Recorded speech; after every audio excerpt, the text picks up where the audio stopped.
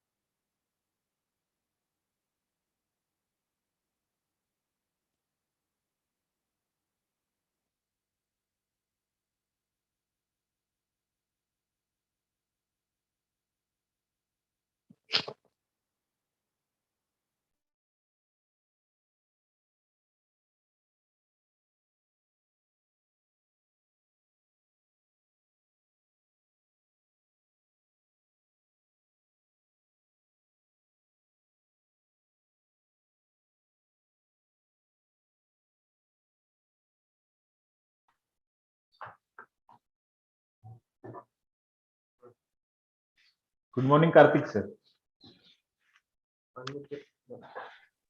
Yes, good morning, very good morning.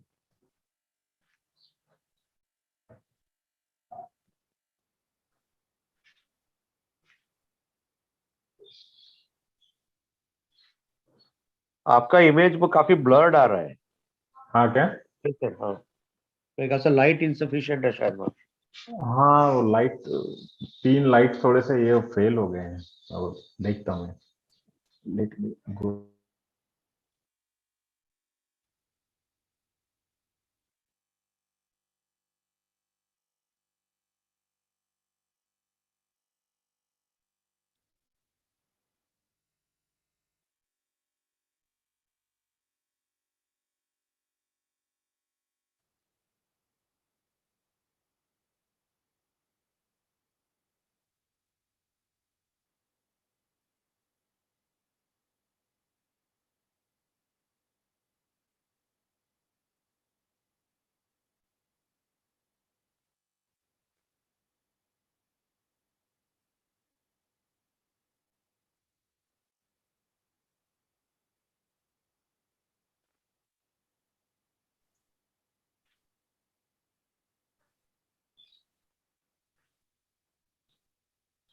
Kartik sir, is it okay now?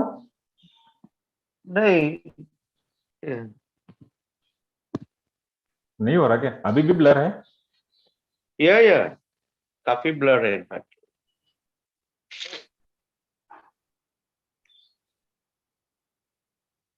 आपका screen थोड़ा आपकी तरफ खींच के देखिए। आप मोबाइल से कर रहे हैं क्या, लैपटॉप से कर रहे हैं?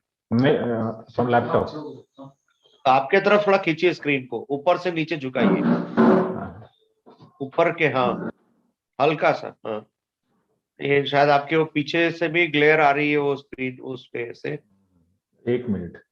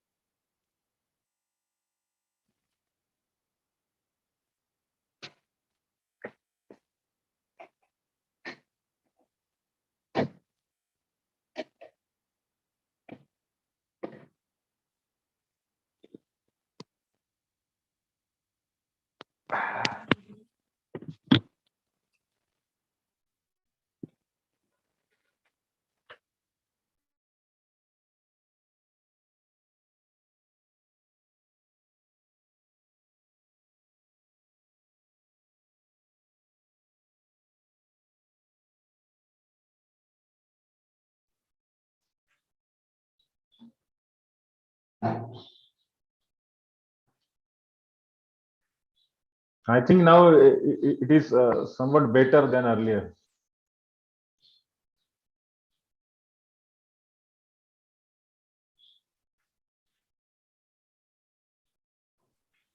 It is still the same. I don't know आपको what अपना इमेज exact. को स्क्रीन पे दिख रहा होगा ना, आपको अपना इमेज दिख रहा हाँ, होगा दिख रहा है, पर काफी। हाँ, फोकस संजय, I don't में know भी. where he is sitting is very clear। Yeah. Sanjay का काफी क्लियर है। Hmm. Let us try again.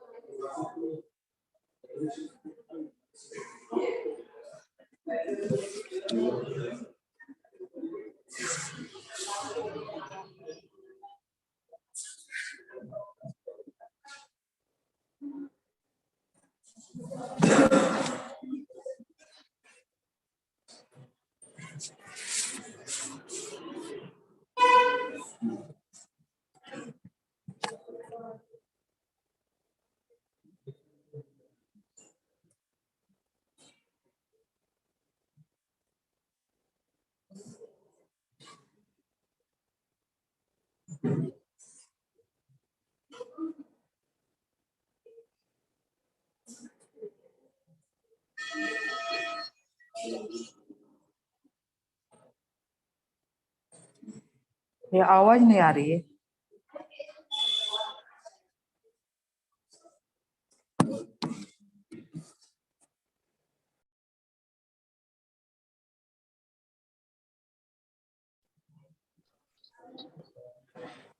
उधर से आवाज बंद है। कार्तिक सर अभी ठीक दिख रहा है क्या विजन? ये वाले मेरे इस पे देखिए आप कैमरा पे।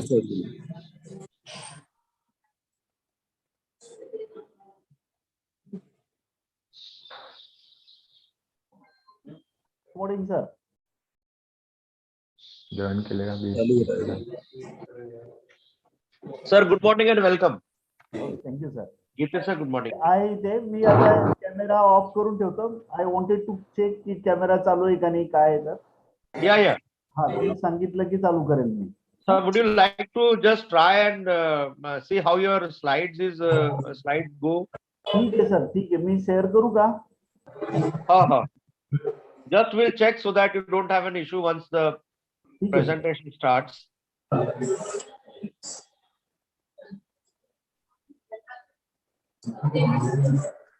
दिसते सर माझी स्क्रीन? या इधर पर आपका सर मेल दिख रहा है यहाँ पे भी. Sir, we are seeing your mail actually. Mail. हाँ. Okay. We are seeing your inbox. Okay.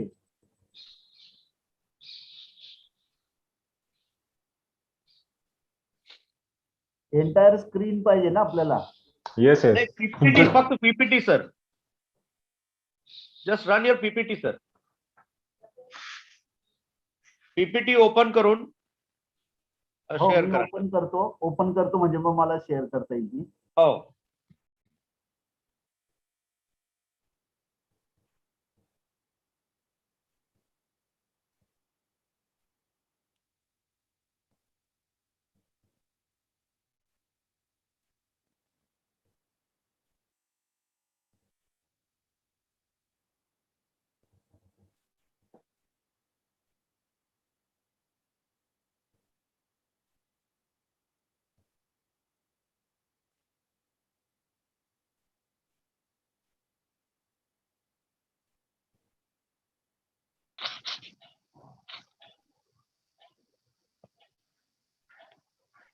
आता दिसतंय sir PPT? Yes. Sir, Okay. can you go to slideshow? Is it okay? Yes, absolutely fine, sir. Okay, sir. Wonderful. So I am going to stop screen share. Yes.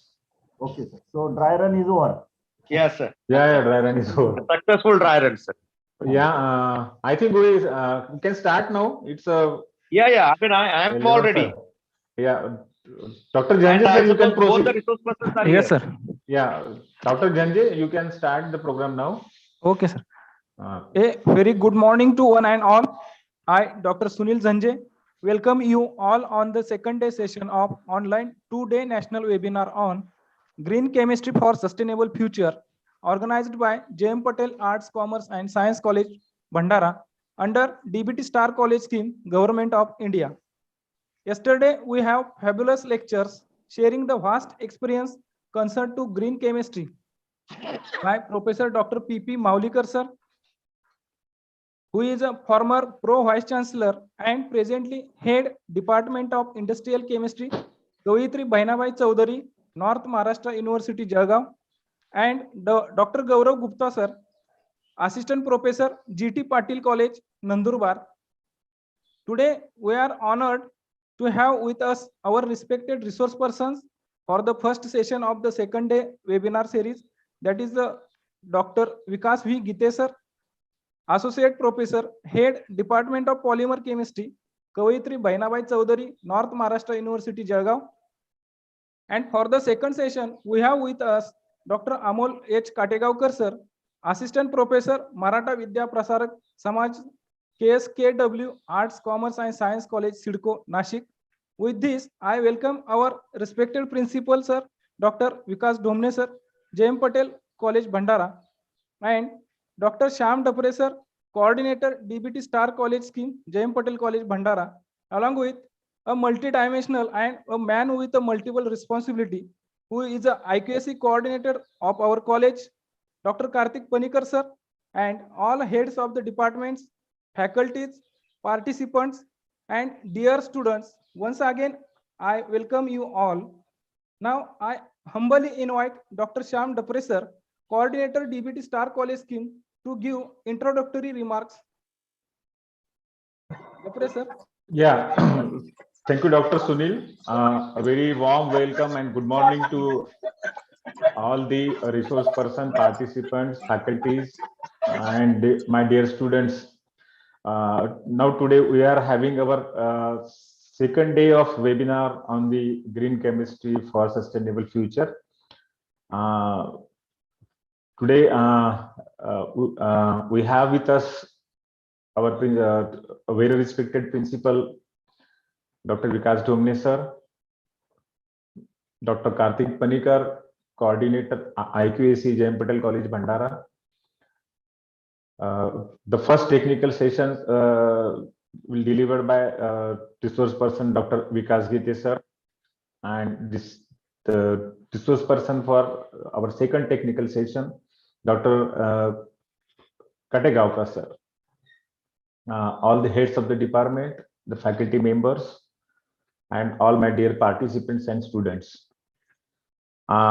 This is the day 2 of our green chemistry webinar. The theme and objectives we discussed already in the last day sessions, and really it was a very wonderful experience, and I think it was a feast of knowledge yesterday. That the two resource persons we have Dr. Maulikar, sir, chief guest and keynote speaker. He has explained very well with a more fantastic way, so that even though the layman can understand what is the green chemistry, why we need to have the approach of the green chemistry, why it is an urgent need nowadays in this very difficult time of corona pandemic. Each and every student and the teachers and the faculties and the researchers should implement the green chemistry technology, or you can say not only chemistry, in every field of science and technology we must implement right now all the green techniques or the green technologies in day-to-day life, in day-to-day fields, whatever the science and technology is concerned. Even though day-to-day practices of the human being should follow the green technology or green way, so that we should have a safer environment in future, so that our next generation can enjoy the better life. Although already I yesterday said, with the population is growing like anything, with the increased population, with the increased standard of living, our habitat, our standard of living should not hamper, should not damage the environment. That care as a human being we must take. and we must approach toward this green approach to life and higher education and every activities in day-to-day life. In the similar way, the Dr. Maulikar sir also explained very briefly and very very much detail that what was the history, why we begin with the science, what was the status of the agriculture, then what developments we have taken, then there is a then there was a urbanization, deforestation, then industrialization, and how these things are getting up, although we assume to be that we are going to develop, but at the same time what we have suffered, we have had made a negative impact on the environment and the life status or health status of the humankind on the earth or the planet. It was a very wonderful in the similar way. Dr. Geete sir, Dr. Gupta sir has given a very fantastic and scientific approach toward the use of the green solvents. He has a very scientifically he has presented within a short span of 45 minutes. It was really a feast for all the faculties and the students. And with this hope that today also we are going to enjoy the very interesting topics on the green chemistry by Dr. Geete sir and Dr. Kadegawa sir. I extend my sincere thanks to both the resource person, and it's over to Dr. Sunil Janji. Thank you, sir, for your kind words. So today we have with us Dr. Vikas Geete sir. He is a postdoctorate from Hanyang University, Seoul, South Korea. Now presently he is associate professor and head department of polymer chemistry, Kavaitri Bainabai Chaudhary, North Maharashtra University, Jalgaon. Sir has 18 years of teaching experience as well as research experience. He has guided 13 research students for PhD degree and 3 students are working for the same. He has 63 research paper publications and 3 Indian patents on his credit. He published 11 books and completed 5 major research projects during the 18 years of his teaching span. Sir is a very renowned personality around the globe. He visited several countries like Netherlands, South Korea, Mauritius, and many more to share his research contribution.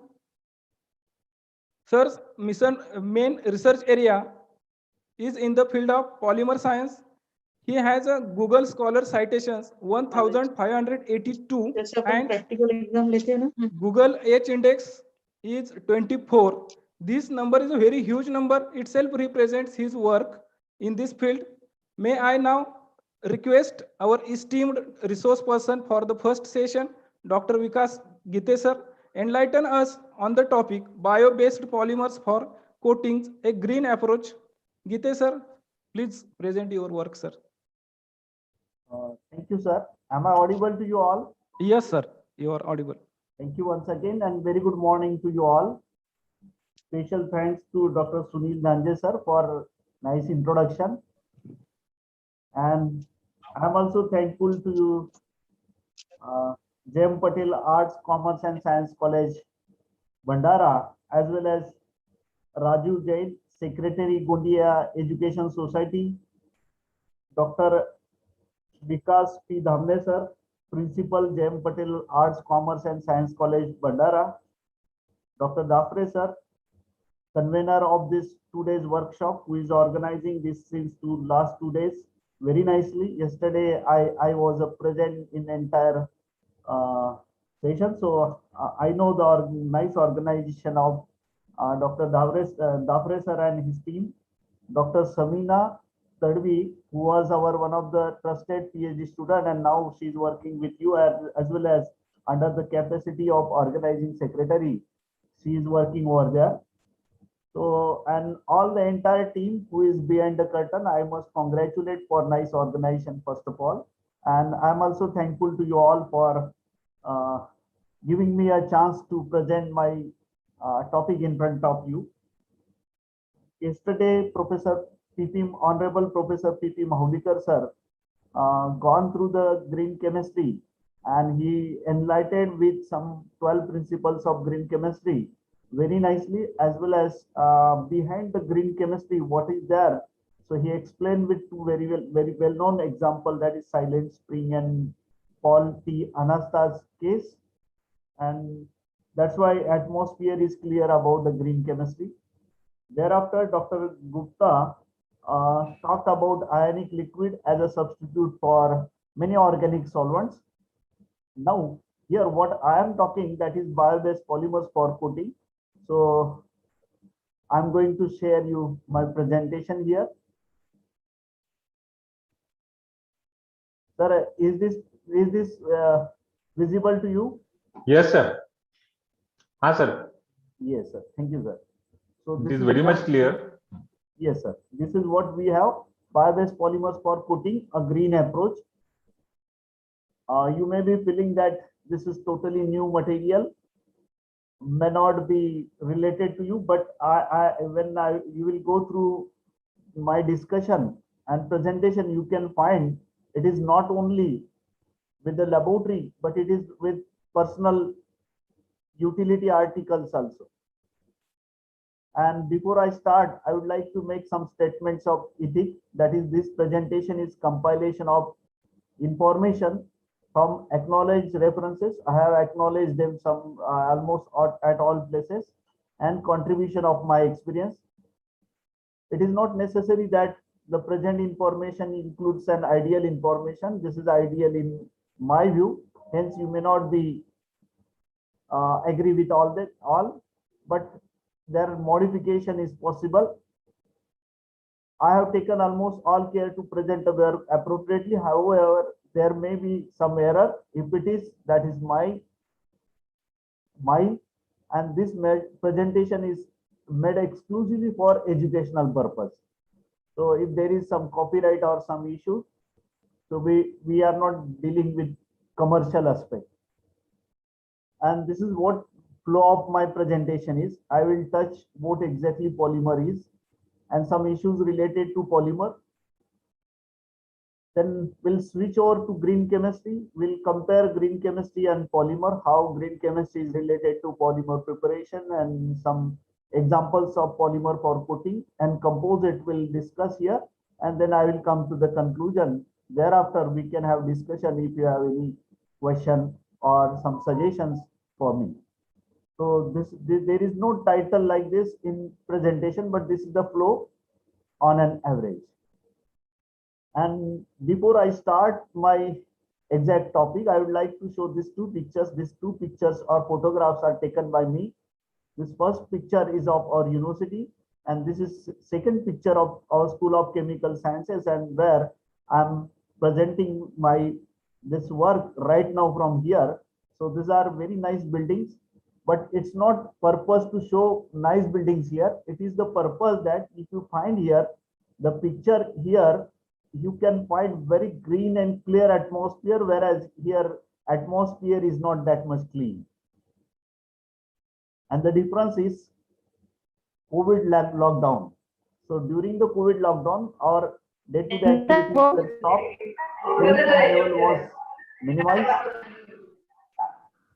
Pollution level was minimized or least, and that's why we could see.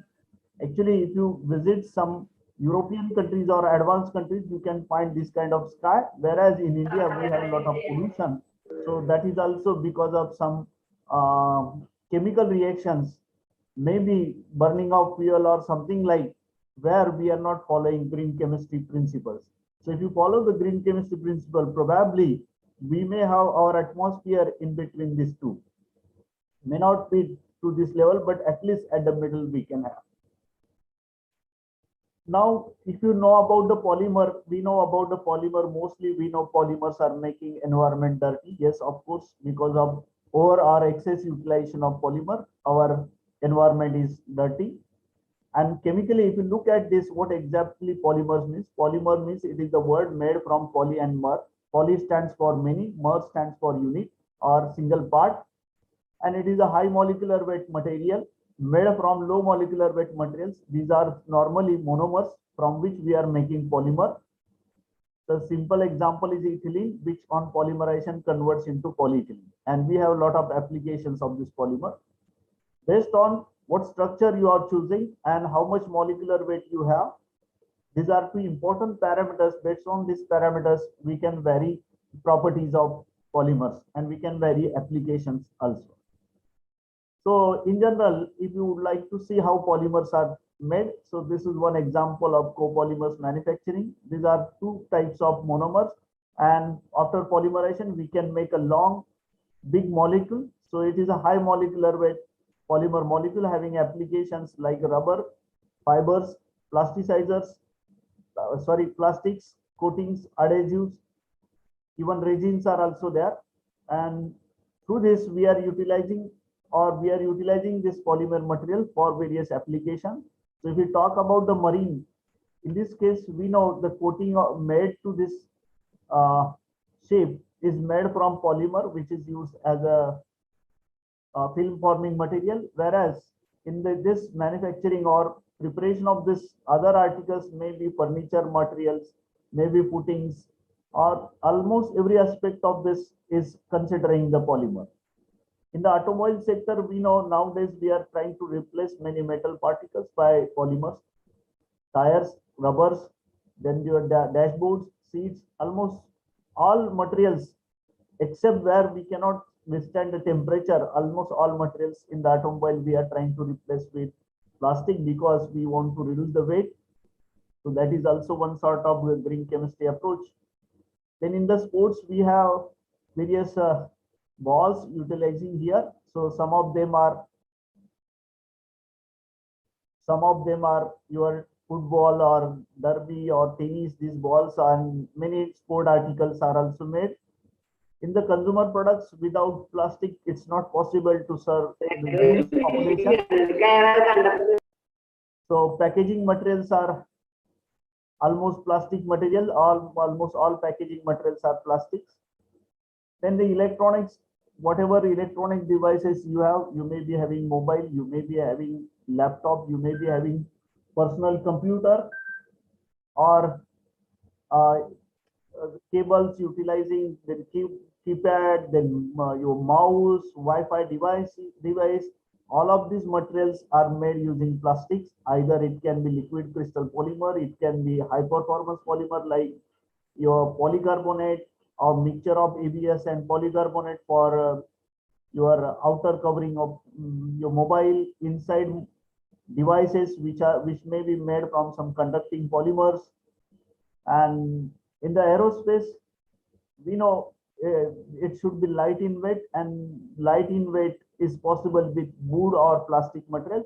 So we are trying to replace metal ceramics materials in aerospace by the plastic materials. So we have huge applications of polymer and composite materials, and without plastic we cannot survive right now. If you say without plastic, then almost your all electronic gadgets will stop here. And the market which is growing here, it is going with very fast speed. In India, it is around 14%. Whereas if you look at the growth of India, it is somewhere around 7 to 8% this year. Last year it was negative, but before 4-5 years, it was around 6-7% per year. As compared to the growth of Indian economy, if you see the growth of polymer, it is 14 to 15%. So it is almost double, and that is because of many features of polymer. But there is also dark side of this coin, and that dark side is that polymers are responsible for pollution. Actually, polymers are not responsible. We human beings are responsible for making this because we are using it and we are not disposing it, or we are not managing the waste, which is also one part of green chemistry. We should manage this waste, and if you don't manage, you have pressure of local authority. They will say that you don't throw this material, or you need to separate that your green and or degradable and non-degradable waste material, otherwise we will punish you. So every early morning in Jalgaon, we get municipal corporation that Ghanta Gadi, and they says he apli jawabdari ahe. So that is the pressure from local authority to people. And waste disposal is another problem. Even though they're collecting it, they have disposal issues that is continuously hitting in Jalgaon especially. It is also inefficient use of material, that once you are using, you are throwing it. We have to reuse it, recycle it. That will come to know about the 4 Rs approach. This is also responsible for hazardous evaluation. This also creates pressure on supply chain. If you have utilized once in a life, that material you thrown away, so you need to have the new material. So automatically demand for new material is more, and there will be pressure on the supply chain. And of course, health and safety issues. These are the issues with the plastic or polymers. And these issues are mostly because of inefficient utilization, improper utilization. So mostly human being is responsible for that. Otherwise, polymer has made our life very easy, and that you can guess with the help of population. The world population is around 700 crore or 7 billion. Indian population is around 1.4 billion or 140 crore.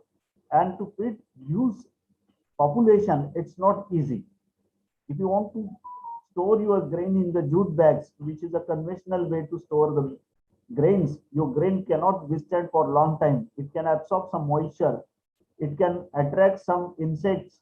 It can have some moisture, because of moisture and humidity, it can have some fungal infections, and your grain can be spoiled, which you can store by using plastic bags. So this is just one simple example that plastic cannot be omitted, and because of plastic, we are able to have our food, shelter, and clothes, all these kind of activities which are basic needs of human being.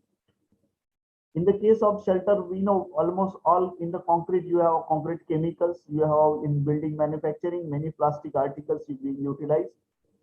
In the cloth, your polyester, polyethylene, terracotta, these are the synthetic fibers which are replacing cotton fibers. Otherwise, cotton and natural fibers are insufficient to serve you people. And therefore, polymers are very important in our life. However, this is the dark side what we are looking here. And we have to minimize this. If you want to minimize, we have some alternatives. And before we go to the alternatives, I will present here, this is the global oil consumption. You can find here, in the case of transport, we are using 45% of the oil. In energy and heating, around 42%. So around 87% of oil is going for your transport and energy application, whereas chemicals, plastics, and other applications are having 4 to 5%. But we are blaming only for 4%, which is utilized for plastic manufacturing, because that is visible. And whatever carbon dioxide, whatever other gases with hazardous pollutant we are throwing away because of energy creation and transportation, we don't bother about, because that is not accumulating at one side. That's one of the thing what I wanted to tell you here. But I'm talking about the 4% right now. So this is one situation where we are having. This is just to show you how we are importing petroleum, and if we can give substitute to the petroleum, we can save huge amount of foreign currency.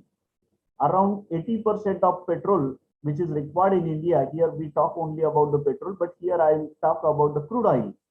So 80% of crude oil we are importing from various countries. We are very much hungry about petroleum, and therefore we have large dependency on such countries. As compared to the increase in the requirement of crude oil or petroleum in our country, domestic production has not increased, and therefore there is tremendous pressure on demand and supply, especially supply side. So this crude oil, once it comes to the application side, you can find this is mostly utilized for diesel and heating oil production. Here the data, there is a little change in the percentage because they have different sources. Light petroleum spirit benzenes like this chemical will have 20%, and rest of the uses which are very less but accumulate 10% of utilization of crude oil.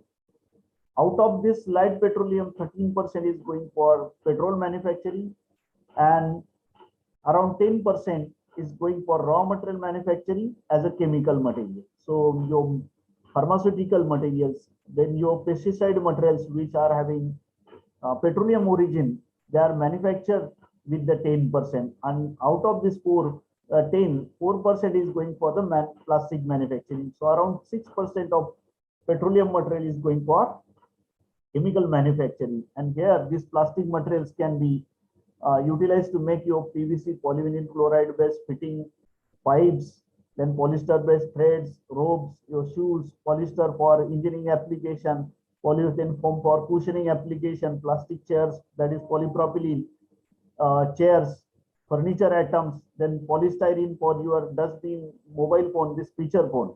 If you talk about the expensive phone on which you are having your lecture right now, they are mostly made from the blend of polycarbonate and ABS. So that is expensive material, and therefore you can have that mobile expensive. So 4% of this, and we are trying to here replace this 4%, whatever is possible. If we have this approach, then it's a one sort of green chemistry approach.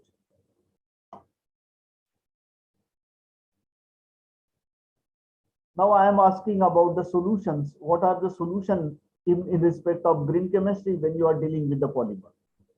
So I have proposed here 4 solutions. One, ban the polymer. There is many times this demand is there from the people that ban plastic, or even plastic carry bags have been banned number of times. Are these really eliminated from your life? No. Why? Because they are a necessary materials in our day-to-day life. So we cannot ban polymers. Imagine you have banned the polymers, immediately we'll stop this lecture because we will not be able to communicate with each other. The cost of the article, cost of the device, what you are using, if it is made from metal or some other material, it will be huge. Size of device will be very big. The people who are of the age 40 to 50, they know computer size, computer processing speed, that was very, very low. Even it was lower than your mobile today, just 10 years or 15 years back, because many polymers were not utilized and many other metallic materials were utilized for conducting and other applications. But the invent of new materials, we are having devices which are smaller in size and effective, more effective than the previous one. So we cannot think on banning the plastic material. Yes, we can go for the second solution. What is the second solution? Second solution says you 4 R's. First R is reduce, second is reuse, third one is recycle, and last is recover. So whenever you want to use the plastic, whenever you want to use any material, you have to minimize your requirement. So you reduce it. And once it is utilized, you utilize the material. I can share you my one experience here. I am always using water bottles at least 2 to 3 times minimum.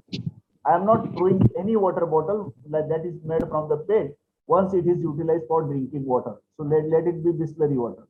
I am reutilizing it. There are 2 benefits in the reutilization. One is you are saving your money.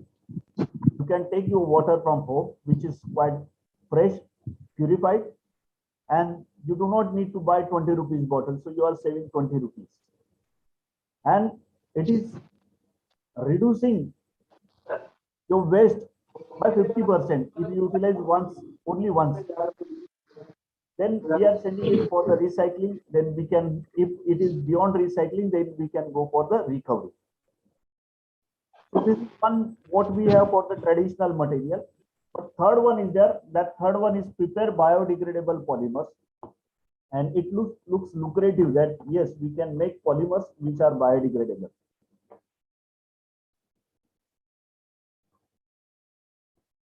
But if you make biodegradable polymers, they cannot be used in every application. Imagine your mobile is made from biodegradable polymer.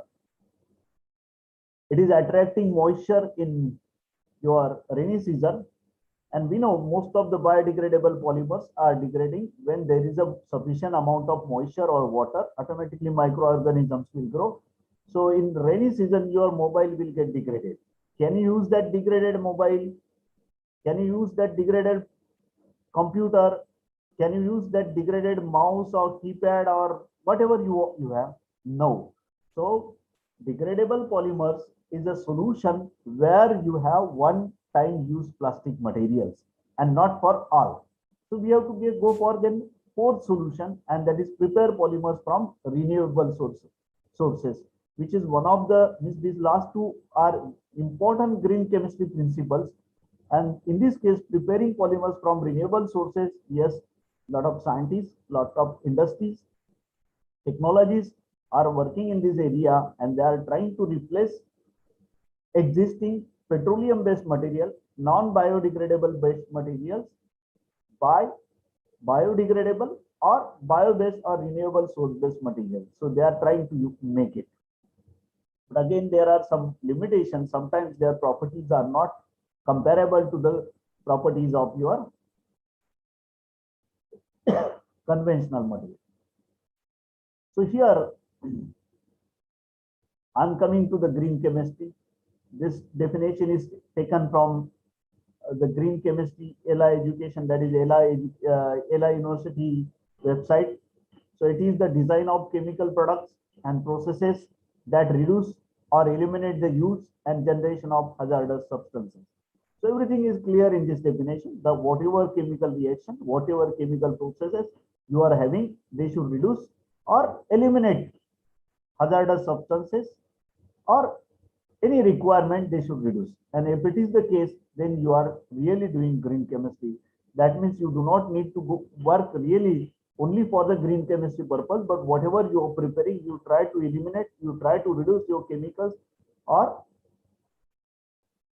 try to reduce the processes. So here I am coming to the relation between polymers and principles of green chemistry.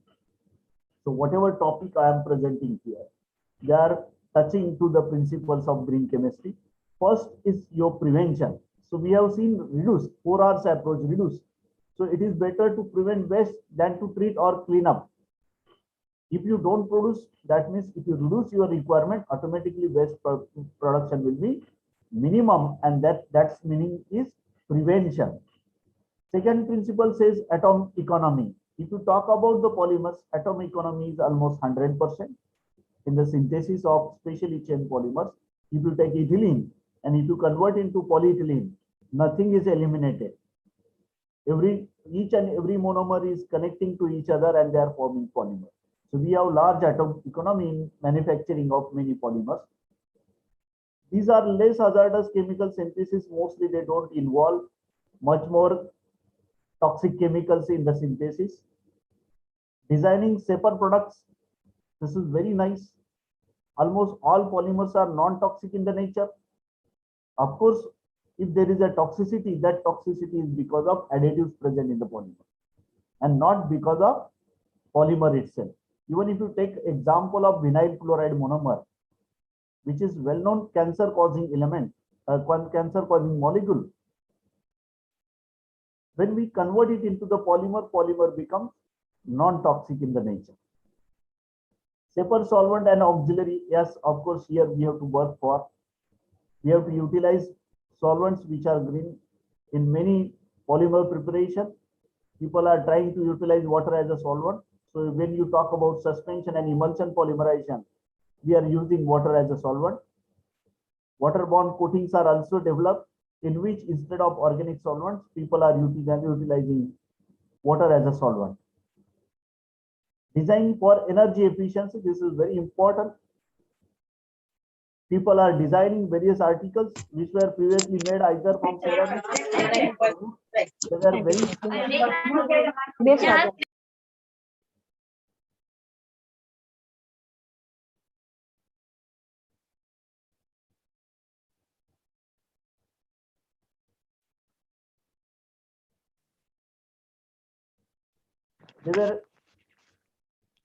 heavier, and therefore when you want to transport your automobile from one place to another place, that means your average of your vehicle was very less. Comparatively, nowadays people are trying to make your articles of automobile or parts of automobile from polymers which are lighter compared to metals, and automatically we are having energy efficiency. Even in the packaging material, we are using plastics for packaging which are very light in weight. Previously, almost in all cases, we were using pallets made from wood, so there was a deforestation. there was high weight to that wood-based material, and automatically deforestation means it was against the green chemistry principle. High weight means it is again losing energy efficiency, but when it replaced by plastic materials for packaging, you have very thin film which we are using for packaging material. So it is also designed for energy efficiency in the automobile as well as your packaging and many other applications. Now we are coming here. Very important. Even your drugs, pharmaceutical materials, they also have renewable feedstock in many cases. People are trying to utilize. And of course, in the case of polymer also, people are trying to use renewable feedstocks, which may be vegetable oil, which may be cellulose, which may be monomer, which may be polymer. So this is what people are trying. Reduced derivatives. I don't have much more information about reduced derivatives in the case of polymer, but in the case of organic chemistry, we can reduce the derivatives. So it can be a reduction in the utility of chemicals and energy of all. In the catalyst also, I'm not going to talk much more. Design for degradation. So whatever we talk about biodegradable polymer, this comes under design for degradation. So if you design a polymer which can have a biodegradation, then your principle number 10 of green chemistry is fulfilling. So you are making chemical products that has biodegradability. And in the case of polymer, this is very, very important because much more polymers which are single use, they are made from either polyethylene, polypropylene, polystyrene, PVC kinds of general or commodity plastics. And they are not degrading in the environment, and that's why you could see them in everywhere, wherever you will go. And specifically, it is more problem in our country. The reason is not non-biodegradability of the plastic in our country, but the reason is improper waste management, improper or unawareness of human being.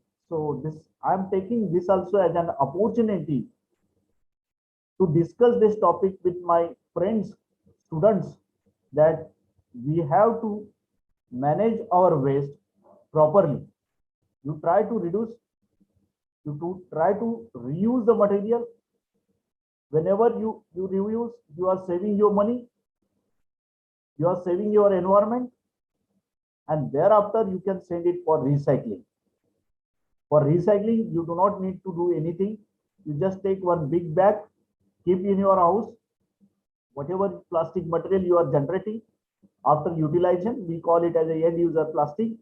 So you throw in that plastic bag, big bag, and whenever you want to recycle it, you can take out, recycle it, or use it, or you can send it for the scrap keepers for recycling. So they will give you some money.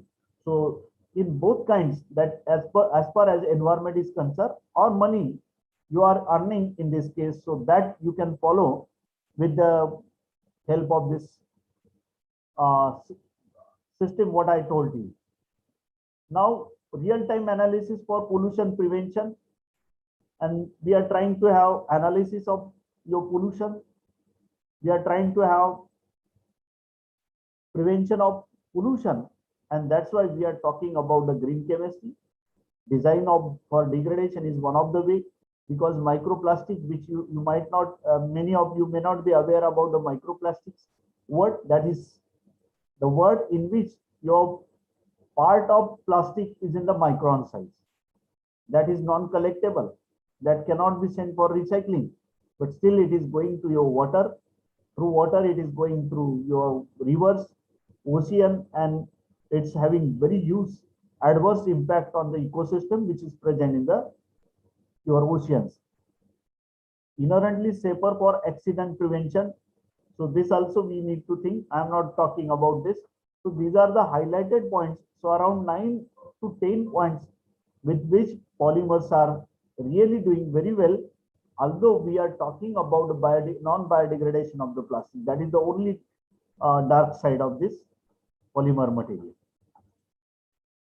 Now here I am comparing some biodegradable and non-biodegradable polymers.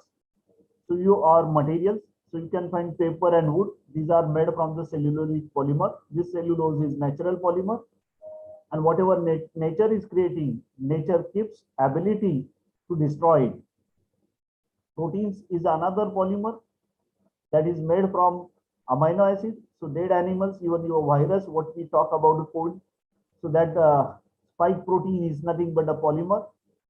And whatever we are talking about destroying this protein material or spike protein, we are utilizing ionizable water, that is your sodium chloride plus water. So that time polyamide, that protein material, get hydrolyzed under the action of alkali or acid hydrolysis, and therefore the spike protein become dead, and then your virus is also dead. Silk and wools, cotton, these are also natural fibers. They are biodegradable, but they have limitation. Of course, they are preventing, the advantage is they are preventing pollution. They are non-pollutant to the environment. However, they have disadvantage that cannot be used everywhere or cannot be used for replacement of 100% non-biodegradable polymers. And if you look at the non-biodegradable polymer, this polyethylene, polypropylene, polystyrene, polymethyl methacrylate, polyvinyl chloride, these are the major polymers which are contributing for your commodity applications, and they are the only polymers which are seen majorly outside the environment, outside or in the environment as a non-biodegradable material. But they are having more shelf life. They are extending the shelf life of the material for which they are utilized. So that is the advantage or positive side of this. Of course, disadvantage, they have pollution in the environment. And if you want to classify these biodegradable polymers, you can classify them as a polysaccharides, proteins, and biopolyesters. Or you can classify agropolymers and biopolyesters. In the agropolymers, you have polysaccharides, you have cellulose, alginate, chitin, then guar gum. So these are the some examples of polysaccharides which we can collect from agro-based material. There are proteins, just now we talked about the proteins which are amino acid based materials. Then in the biopolyester, you can have them from the microorganism or can be of the synthetic base. And in this case, they can be made from the natural monomer or synthetic monomer, but still they are biodegradable. If they are made from the natural monomer, and the well-known example is your polylactic acid, which is used as a single-use plastic in many applications, right? Like your spoons or your some atoms which we can use for the food grade materials. And in the synthetic monomers, so you have that lactic acid by synthesis. This is one route. Another is polyamide, that is nylon 6, that can be utilized as a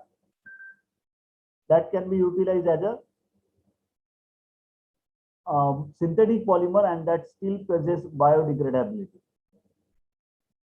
So here, preparation of polymers from renewable sources, we can see here some of the examples, that is monomer precursors are vegetable oils. From that we can have some fatty acids. These vegetable oils can be converted into modified, and this can be converted into some epoxy resin or can have some polyesters, polyamides. So these are just examples given to you.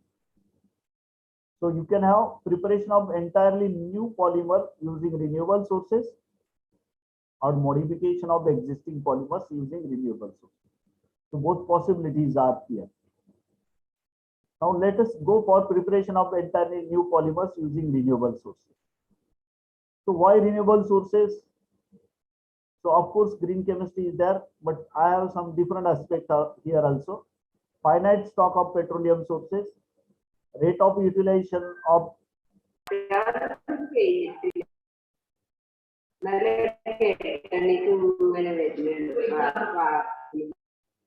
rate of utilization is far greater than petroleum, is far greater than their preparation or formation of petroleum material is very slow. They are having high prices, or there is no sustainable supply, harmful to environment and public health, non-compostable and non-biodegradable, so they remain in the atmosphere for a long time. And that's why to overcome this, we are using renewable sources. They are eco-friendly, easily available, may be lower in cost, and it may help rural economy of the country, especially for our country. Now our honorable minister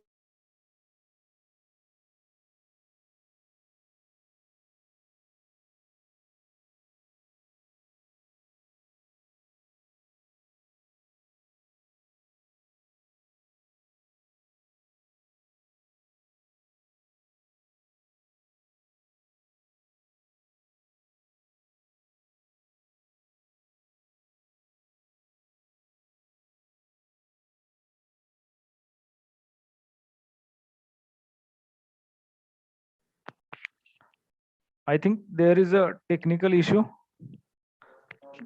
Yeah, From- maybe some network issue from the end of Dr. Gitesh sir. Yes. Let it be clear. It will clear within.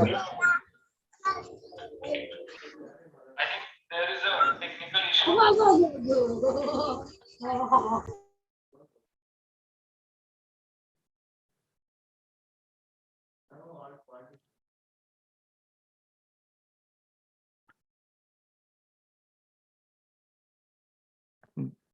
Gite sir disconnect झाले.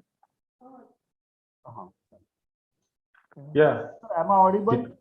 Yes, yes. Is my screen visible now? Yes, sir. Screen. Sorry, our internet system Yeah, it has happens, to sir. It's reboot okay. after every 40 minutes. Yeah. Okay, sir. Okay, sir. Continue. It is there's no issue. So we You were can talking about this biodegradable materials and this food waste material. So if you use food waste material, of course, the cost of this material will be very high, and therefore people are trying to replace this food waste material by non-food waste material as a renewable source for making your various polymers may be used for plastic adhesive coatings and elastomer materials. Some attempts we have also done here. So we tried to make protective polymeric coatings. I will come to what exactly coating is in the next few slides. You will be able to see it. So normally crude petroleum oil is utilized to make your petroleum resin or their sources, various raw materials which are generated from crude petroleum are utilized to make petroleum resin, and they can be used for coatings as well as composite material. But we have their adverse impact on the environment.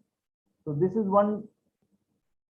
Another is we can use some plant seeds or some renewable sources for making edible or non-edible vegetable oil. As I mentioned, we are trying to replace edible based materials by non-edible based materials. So we have utilized here neem seed oil, which is not utilized for edible purposes. Otherwise, in United States and other countries where they have more amount of soybean oil, they are utilizing soybean oil for the same application, whereas we have explored neem oil as one of the important oil for making bioresins and bio-based polymeric composites. So this is what we are utilizing right now as a renewable source, neem oil as a renewable source for manufacturing of various polymeric resins, which are utilized for making of polymer composites and coating materials. So here you can find normally biological feedstock we are taking. We are converting or we are taking basic raw materials from that, isolating or either polymer or raw material. We are converting by them into the important materials, maybe by biological process or conventional process. And then it is used for the coating of the resin. So you can take or consider sugar crops or saccharide based materials. So we can make polyol, polyacids, some monomers from this. We have explored some of the schemes in the preparation of this, and then thereafter we have made polyesters, alkyds, epoxy, acrylic resins, and polyurethanes also, and we are utilizing them in the manufacturing of coating material. Whereas in the other side, we have utilized neem oil here in the oil crops. We taken out vegetable oil, that is the non-edible vegetable oil. We converted into fatty acids and polyols, and that polyols were utilized to make epoxy ester, polyamides, alkyd resins, and polyurethanes. So in this way, we have converted renewable source into the polymer, which is utilized for coating applications. This is the another two sources we have utilized. One is castor oil. India is one of the largest producer of castor oil. Unfortunately, we are exporting large amount of castor oil to China, which is the case with the cotton also. We know very well China is the largest producer of cotton in the world. India is the largest crop cultivating. We are the largest in cultivation of your cotton, but we are not largest producer. And whatever we are producing, because of less per hectare yield, whatever, despite that, whatever we are producing, out of that, we are exporting it to the China or Bangladesh. Means we are not having our processing industries in our country. Similar is the case with this castor oil. We are, although we are largest producer, but we are exporting it to the many countries and majorly to the China. And this castor oil has various functional groups which can be utilized to make chemical to have the chemical modification, and we can make the polyols from this. So we have made polyols from this also. Even cellulosic material that is coming from the wood, we have utilized here sawdust. We converted that sawdust into cellulose derivatives and we utilize it as a polyol in the polyurethane coating. I'm not going with the details of this series. Just to have the look for this, I have given another vegetable oil based resins we can make, that is alkyd resin. So from vegetable oil we can make monoglyceride that can be reacted with silicon nitride, and we can have alkyd resin. This is quite 1950s reaction. It's not a rocket science or new, but this is the one way to take alkyd resin from renewable sources. Means if you make or if you paint your object with the alkyd resin, that means you are using renewable source based material, and these are available on the commercial level. Then we have polysteramides. This we explored with many various acids like adipic acid, fumaric acid, malic acid, as well as we have taken various vegetable oils to make fatty amide diol, and that diol was converted into polyol, and this polyol or polysteramide was further converted into the coating material. So that we have done. This is also not much more new, but it's 2000 plus or minus reaction, 2000s reaction, and still it is existing, and people are trying to have its commercial exploration. Similarly, fatty amide diol can be reacted with some diol, and it can be used as a polyteramide, which is similar to polysteramide. In the epoxy based systems, you can have epoxidation of vegetable oil, which is well-known chemistry or technology.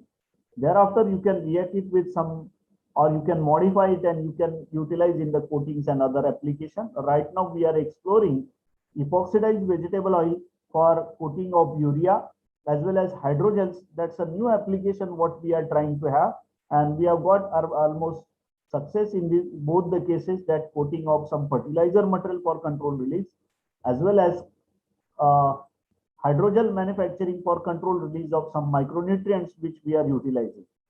And day before yesterday, there was a report that Maharashtra is using largest fertilizers in India, and which is unnecessary.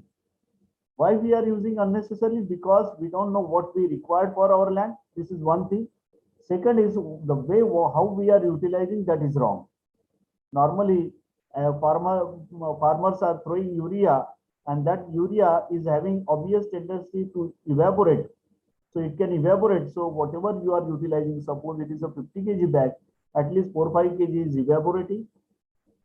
If there is a sudden rainfall, then it can be run off with the water, and therefore it is not available to your land, whatever you have thrown it. So you feel whatever I taken here, that was less in quantity, but it was excess, not utilized by you properly. So we are trying to have the solutions to these problems. Of course, these are the laboratory grade discussions we are having here. Now I am coming to the coating application, what exactly coatings are. So if you look at this, some of you might have visited this. These are the Ajanta caves, which are 55 km from Jalgaon and around 100 km from Aurangabad. And these are well known for painting and sculptures.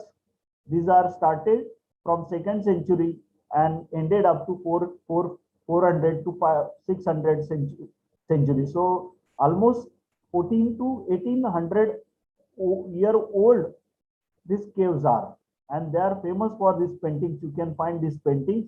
The purpose of this painting on those days was to decorate the articles, to show the culture. But over the period, you can find over the period from we have switched over from this to this year, and this purpose of coating is here protection. Now we have protection and decoration, these two purposes here. So if you coat your material with anti-corrosive coating, then your corrosion of metallic substrate can be stopped. Even if you coat it to the metal wood, it can protect or extend the shelf life of wood. It can protect the wood from termites and other controllers. If you look at the coatings, these coatings are made from pigment, binder, and solvent. So when it is in the wet condition, binder means polymers or resins. So these are binding this pigment particle, and solvent is just to reduce the viscosity. So it is giving you applicable viscosity. And once it is dried, you can find the thickness of film is reducing and it is protecting your substrate. So this is overall situation, and these are the various coats. Normally we are having over the metal body, we are having primer, that is anti-corrosive material, that is giving adhesion of this inorganic metal part to the organic polymer or this paint. And this base coat is normally for color and other, and clear coat is transparent, having scratch resistance and other properties. So in this way we are using the coating, and these coatings, if made from the renewable material, there will be really a very nice achievement in this case. However, there are merits and demerits to this renewable source-based PU coatings.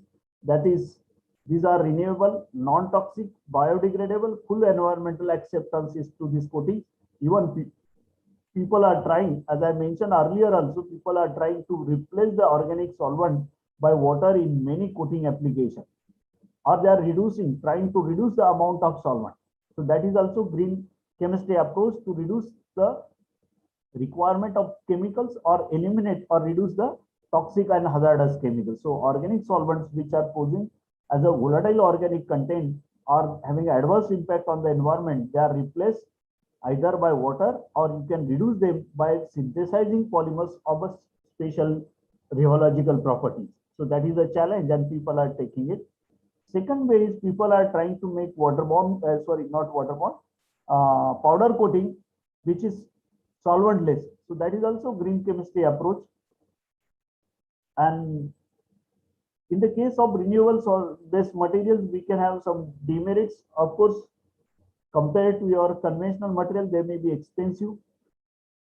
Limited availability of chemical modification. Suppose you develop chemical or you method to modify your existing renewable source in the laboratory, but it may not be available in the market whosoever want to utilize, and therefore limited availability of chemical modifications is there, and sometimes performance is not up to the mark.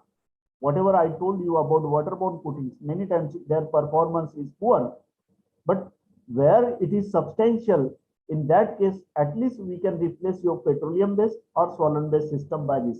So it can be a reduction in your solvent or elimination of your hazardous chemicals is possible. I'm coming to the smart materials. Smart material is a recent technologies which people are developing. One of them is anti-corrosive and self-healing. We are working with this coating which are self-healing and anti-corrosive, and these are related to green chemistry. If you have a more anti-corrosion property, that means you need to replace your metal after a very long period. So indirectly you are reducing your requirement.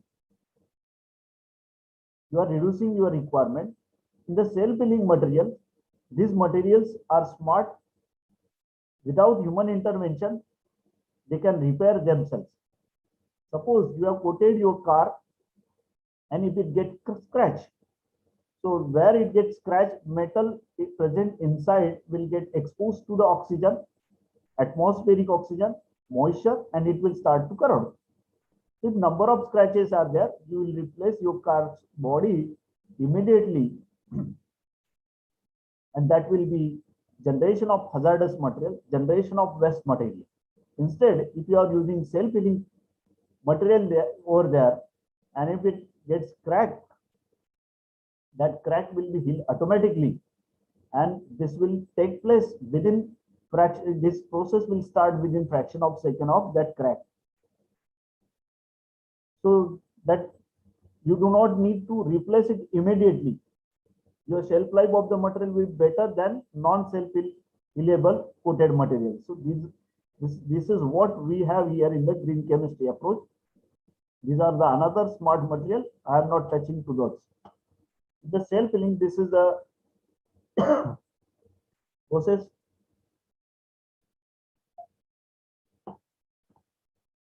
This is a wound healing process which takes place automatically in our case, human body or living organism. Similarly, this is metal and this is coating. So if it get cracks, metal exposed to your atmospheric parameters which are responsible for corrosion. Instead, if it heals, then this metal part is not exposed to the your corrosive atmosphere. So this is possible, and there are three kinds of self-healing approaches. One is your extrinsic and intrinsic. In the extrinsic, we have two kinds. One is your vascular and another is capsule based. And in intrinsic, we have some interactions of the polymer. So people are trying to have various polymers which will have their self-healing mechanism. So these are some materials what we develop here. We develop linseed oil based microcapsules. We incorporated into the coatings and we check their anti-corrosive performance after cutting them. So even though they were cut, you can find in which we have more microcapsule or self-healable material, their corrosion was minimum. And this can be seen here with the help of scanning electron microscopic images. The crack which was made purposely here, that is healed here. So the concept what we talked here, that was correct. And the reaction in this self-healing, you can find the crack which was here in the bigger size, this has got reduced. And the reaction takes place with the help of this drying oil. It gets oxidatively polymerized. So when it is cracked, that time it is liquid, it gets filled here, and after exposure to the oxygen, it starts to cure, so it gets cross-linked and forms new polymeric layer over here. We have also done it with the help of some elastic microcapsules. So you can find this microcapsules were so elastic, we could run a pin over them. So they were with very good puncture resistance, elastic in the nature, and utilized for development of self-healable material. So this is one anti-corrosion system. We know very well around 4% of GDP, total GDP of 4%, we are spending on replacement of your corrosive articles.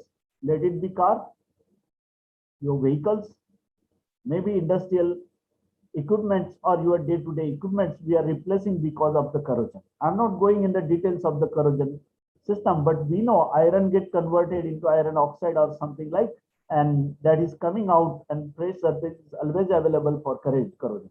So if you can protect that corrosion, automatically it will be a reduction in your material, reduction in requirement. So that is a green chemistry approach, and that can be enhanced with self-healing, utilization of self-healing coating, utilization of addition inhibitors, and addition of anti-corrosive pigments. So this is one example. Anti-corrosive properties can be enhanced with the corrosion inhibitors. So we also tried some corrosion inhibitors under the controlled condition we added here, and we got very nice results over here. I'm not going in the details of these results. Then we have also gone through encapsulation of self-healing agent and corrosion inhibitors 2-in-1, and here also we got very nice results. So that is again green chemistry approach, and through which we could have very nice publication in journals like Royal Society of Chemistry as well as in American Chemical Society and others.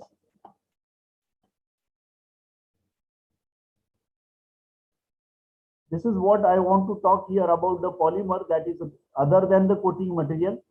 So people are trying to make composite materials. Composite materials means it is made from polymer as well as one discrete phase like your particles, that is discontinuous phase.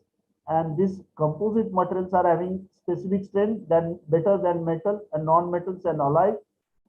They are having many improved properties, and we are making cycles. You may be knowing about very expensive cycle having 1 lakh, 2 lakh rupees cost. So these cycles are made from carbon-based fiber material. Even your pipes are composite material. All automobile parts are composite material. And in this composite manufacturing, if you can make some utilization of some renewable material, that's a fine. That can have actual utilization of renewable material. That means replacement of petroleum material. Here you can find composite is made from matrix and pillar. Pillar is discontinuous phase and polymers are a continuous phase. So pillars, if you can replace calcium carbonate, calcium hydroxide kinds of inorganic pillars by wood based material or matrix by wood by renewable source based material, that can be a wonderful. Here arrangement of the pillar is also important.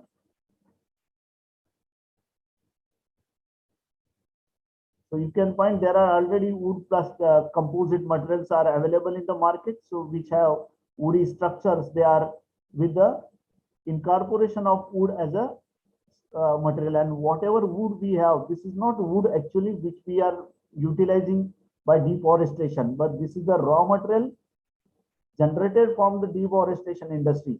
Suppose they have sawmills where they are cutting it, that wood into the required shape, and during cutting they are generating sawdust. So that sawdust can be utilized to incorporate in various polymers like epoxy, phenolic, polypropylene, polyethylene, polystyrene, PVC. So this is one sort of replacement of petroleum material. So here we have utilized hyperconverged polyester for preparation of PP wood floor composite.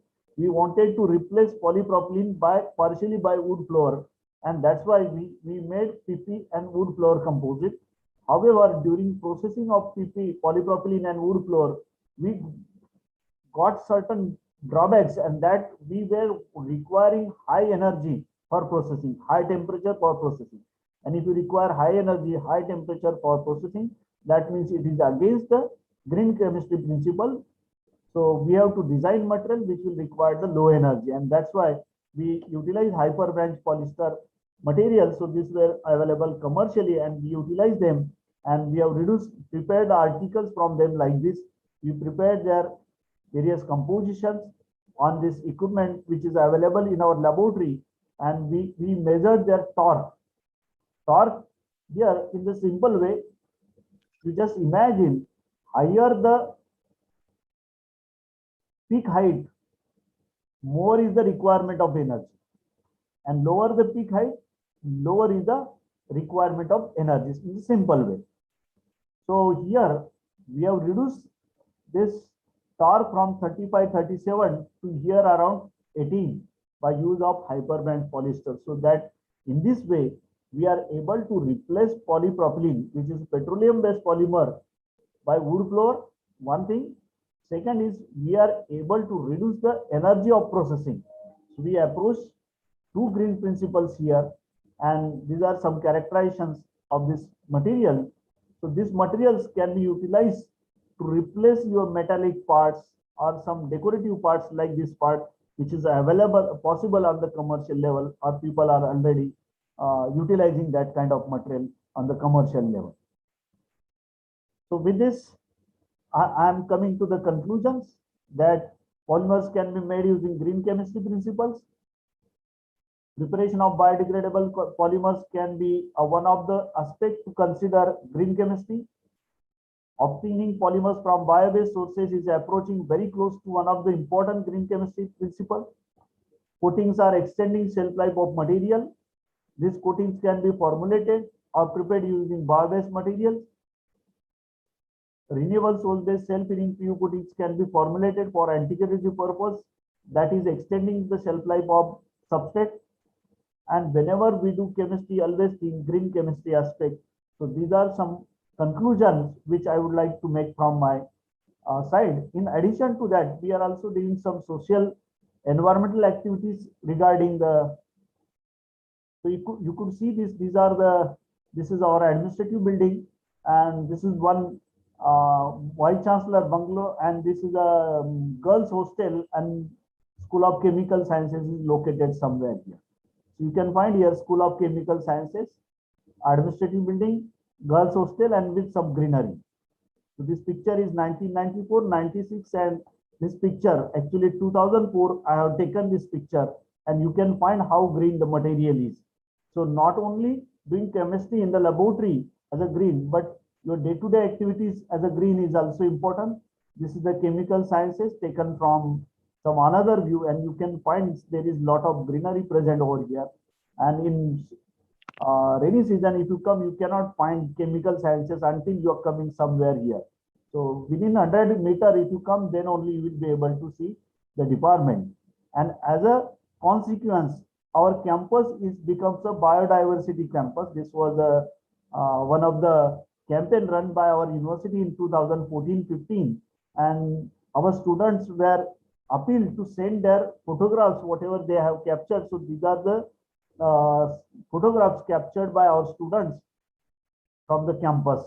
So that is also one of the green chemistry system. These are the students who contributed for the work which I have presented here, and almost all students are working in various industries.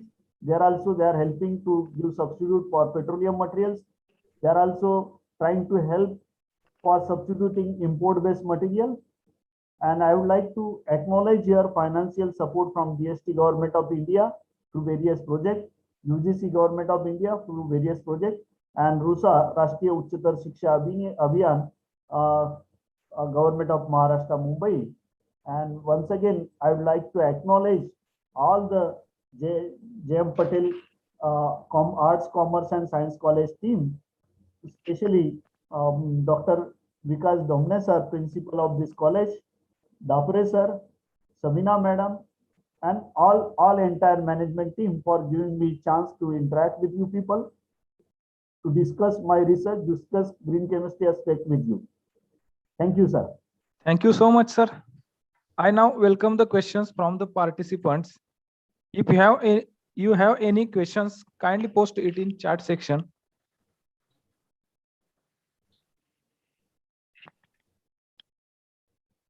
I think Yeah, there Dr. is no Janjay, you question. can continue. Yeah, you can continue because it's already 12:15. Okay, sir. Yeah.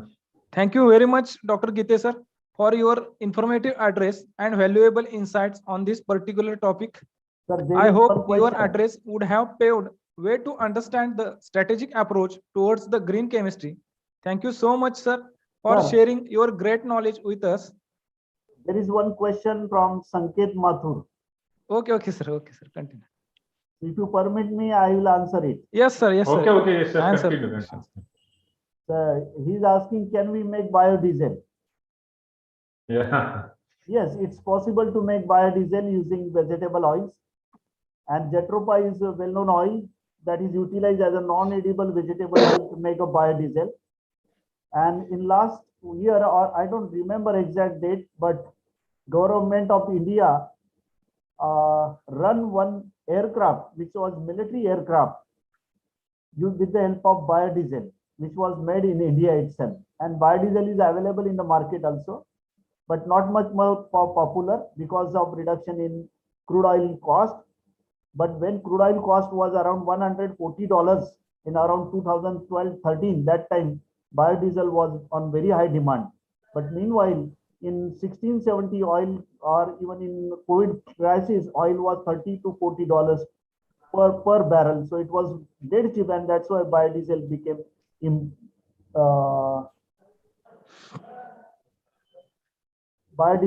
a slower down. So this is what I can suggest you. Yeah, you are right, sir. Okay, thank you very much, sir. Thank you very much for your informative address and valuable insights on this particular topic. I hope your address would have paved way to understand the strategic approach towards the green chemistry. Thank you so much, sir, for sharing your great knowledge with us. It will be a great pleasure for us to listen to you again in our future events. Thank you so much, sir. Now, after this fantastic session by Dr. Vikas Gite sir, we have another informative session by Dr. Amol H. Kategaonkar sir. Kategaonkar sir. Yes, I am present, sir. Are you listening? Yes, sir. Okay. Yes, sir. Okay. Sorry, sir, my screen was there. That's why. Okay, sir. No I- problem. Now you can continue. Okay, sir. Amol H. Kategaonkar sir, he is an assistant professor at Maratha Vidya Prasarak Samaj, KSKW Arts, Commerce and Science College, Sidco, Nashik. Sir has 8 years of teaching experience.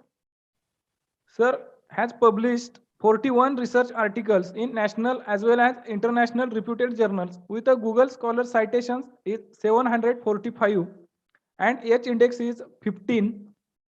This number represents his research contribution.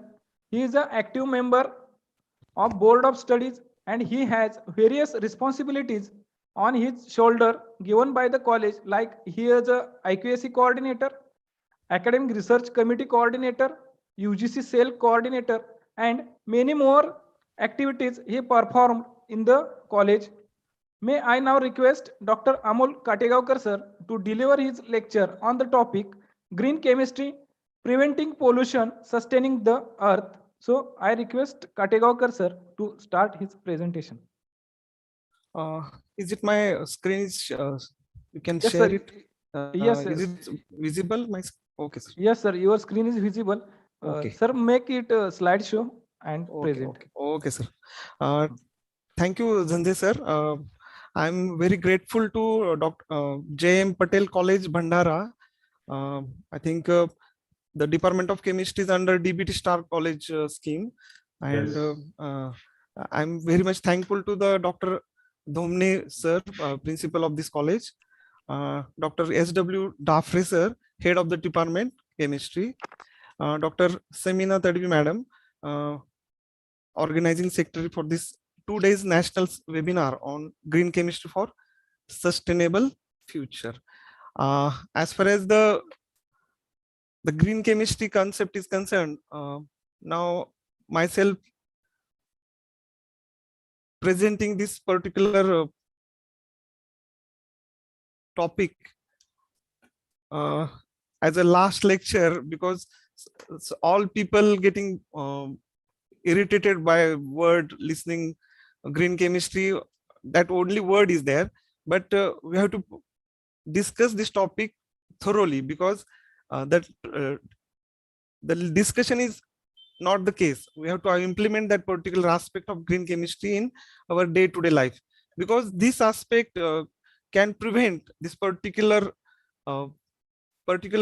green chemistry aspect is having a lots of generous aspects during our day-to-day lives activities, and this green chemistry actually having some principles which can be reduces the hazards of the nature, because as a human being we are getting some polluted things in our environment, so we have to eliminate that particular aspect. That green chemistry can be used as a particular aspect of hazardous substances avoid concept is there. Green chemistry is having a waste disposal thing, because when green chemistry has a thinking aspect, we have to think regarding the waste disposal.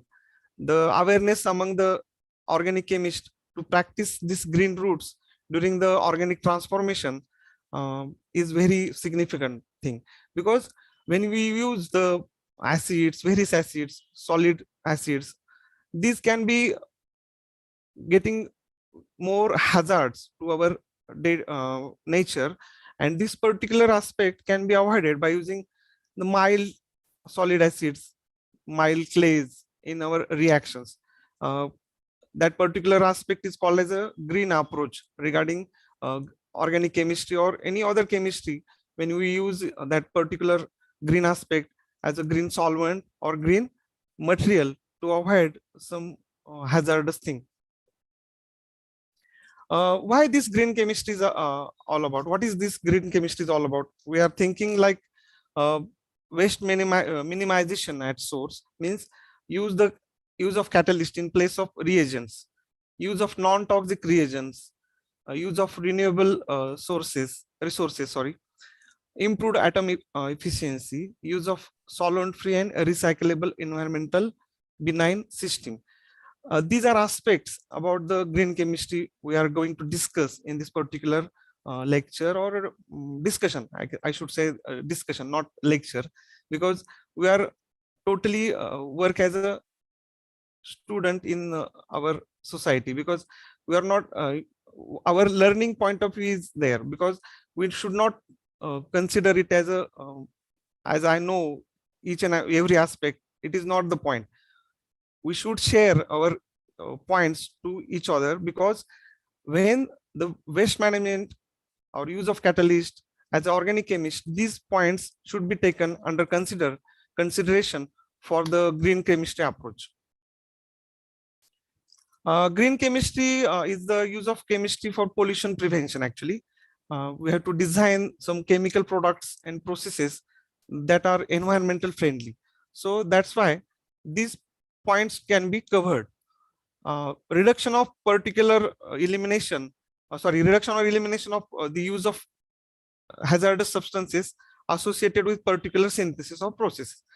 As far as this is concerned, the green chemistry looks a pollution prevention on molecular scale, an extremely important area of chemistry due to importance of chemistry in our world today. The implications, it shows that our environment is having a more hazardous production is there. So we have to prevent that particular aspect by making some green approach towards the synthesis of organic or any other chemical synthesis, because these processes can be used during this aspect of green chemistry.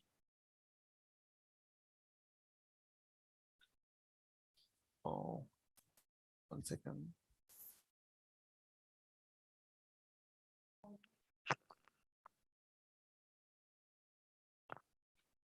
The importance of green chemistry with the increase in production and use of chemical compounds, man has become more exposed to the deleterious efforts.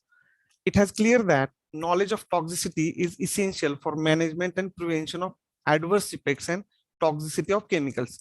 Because over the years, the countries like America, India, China, making lots of chemical waste that can be toxic to our environment, and that particular aspect of toxicity can be affected towards our society or living.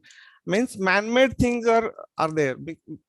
Total 100 to 150 million US dollar per year this remediation in US can be done, because this particular burden of environmental and chemical hazards is having lots of problems creating towards the environmental pollution.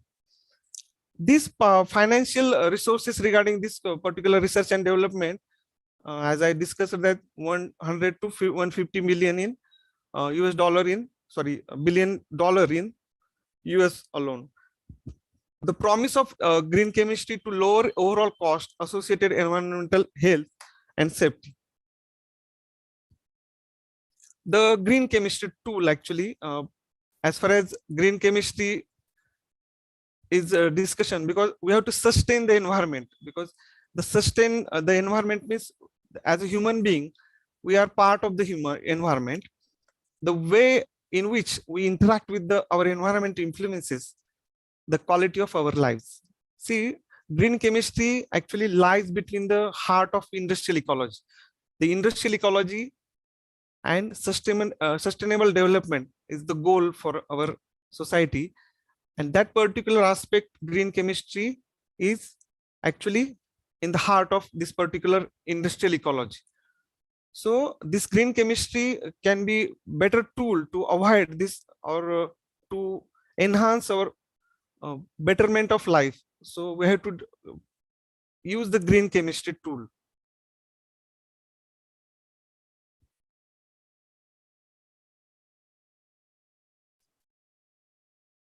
Is it? Okay. Yes, sir. No, sir. There is technical issue. No issue. Okay. Green chemistry is actually called as a benign chemistry. Or particular, is it visible? My screen is visible, sir? Yes, sir. Screen is visible, but only first slide is shown here. Okay. Uh, Wait, sir, wait. please make it slide show. Okay.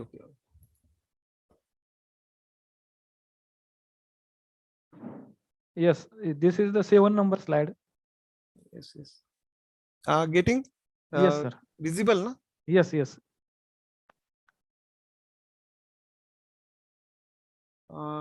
it visible, sir?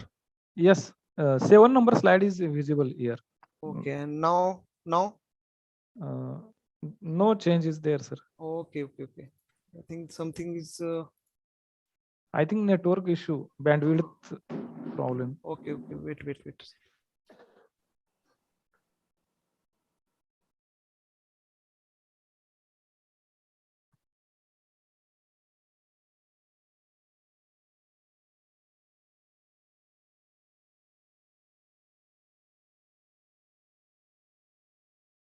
Now, sir, is it visible? Hello? Sir. Okay. Okay. Is it next slide is there?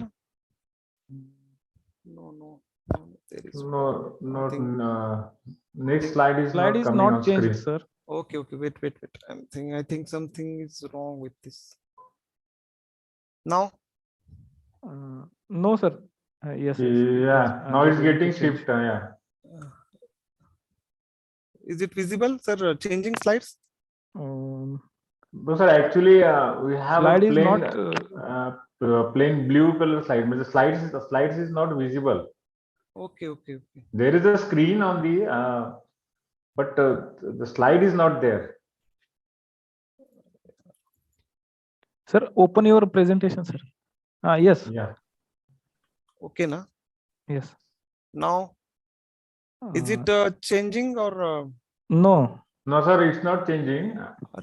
What is the problem for this? Yes, Yeah, changed, yeah. sir. Yeah, changed. This is the slide number 9-7. Okay. Okay. Okay, I will you may continue. yes, sir. As far as the green chemistry, as a benign chemistry or clean chemistry for sustainability, this particular aspect of chemistry dealing with the synthesis, the synthesis is the path to making new chemicals. Processing, the actual making of chemicals, means processing is there, and use of chemicals that reduce the risks or to humans and impact of environment. As we going to discuss this green chemistry, actually as a part of green approach, actually green chemistry relates to the synthesis, processing, and that particular use of chemicals which we can reduce its risk to human and impact of on environment. Actually, as far as the green chemistry, we are going to reduce the waste, materials, hazards, risk, energy, cost. That particular aspect deals with the green chemistry, means reduction of these points: waste, materials, hazards, risk, energy, and cost. Why do we need green chemistry? Means as far as our daily needs, we are required lot of chemical material as our part of life. So we have to develop these chemical processes by making this need greener approach. As we know, we are lot of uses the pesticides like DDT. The hundreds of tons of hazardous waste are released to the air, water, land by industry every hour of every day. So to avoid this particular aspect of pollution, we have to control that particular pollution by regulating some harmful emissions influence, and as far as the worker safety is concerned, we have to maintain that aspect also. All people discuss these 12 principles of green chemistry as their discussion point of green chemistry. As far as my concern, these principles I'm relating to the as a organic chemistry synthesis. Means first principle is that prevention. It is we have to prevent waste as far as the treatment is concerned or cleaning is concerned. We have to prevent that particular waste to minimize the waste or to avoid the waste. The prevention is that particular aspect can be considered. Atomic economy. In atom economy, synthetic methods should be designed to maximize the incorporation of all materials used in the process into the final product. Means we have to maintain the aspect of conversion of total reactant into the product, and that particular side products should be avoided by making atom economy by designing particular synthetic route in proper way. Less hazardous chemical synthesis means whenever practicably we are practically discussing this particular synthetic method aspect, and we have to design it because we have to use and generate substances that process little or no toxicity to people or environment. Means less hazardous chemical synthesis should be there as far as the principles of green chemistry is concerned. Then fourth principle is that designing safer chemicals. Chemical products should be designed to effect their desired function while minimizing their toxicity. Safer solvents and auxiliaries means when during the synthesis of any chemical, some safer solvents can be used because solvents can be safer side when they are not environmentally having hazards. So this particular safer solvents and auxiliary principle also maintained during the synthesis of any chemical. Now design for energy efficiency. During this energy requirement of chemical processes should be recognized for their environmental and economic impacts and should be minimized. If possible, synthetic methods should be conducted at ambient temperature and pressure. Means as far as ambient temperature is concerned, we have to maintain that particular aspect of ambient temperature as far as the area is concerned, because all over the world the environment is different for the synthetic capabilities. In UK, in US, in India, there are different conditions of temperature and pressure. So that aspect should be maintained to having a during the design of this particular energy efficiency during the synthesis. Now use of renewable feedstocks means raw material or feedstock required for this particular aspect of synthesis. It is economical and technically maintained during the particular synthetic approach. Reduce derivatives means when we are synthesizing some chemical compounds, we are preparing more derivatives. So that should be avoided by making steps required to additional reagents and can generate waste. That particular aspect also avoided by making reduction of derivatives. Ninth aspect that is principle of this green chemistry is that catalysis. When catalytic reagents, as far as selectivity is concerned, the superior stoichiometric reagents can be used to avoid the waste management, waste, and the particular catalysis can be enhances the rate of reaction. That can also reduces the maximum use of energy. Design of degradation. Chemical products should be designed so that the end of their functions they break down into the innocuous degradation products and do not persist the environment. So design to degradation means degradation can be done when the waste is generated, so that can not be polluted the environment. The real-time analysis for the pollution prevention. During analytical methodologies need to be further developed to allow real-time in-process monitoring and control the prior to the formation of hazardous substances. Then 12th principle is that inherently safer chemistry for accident prevention.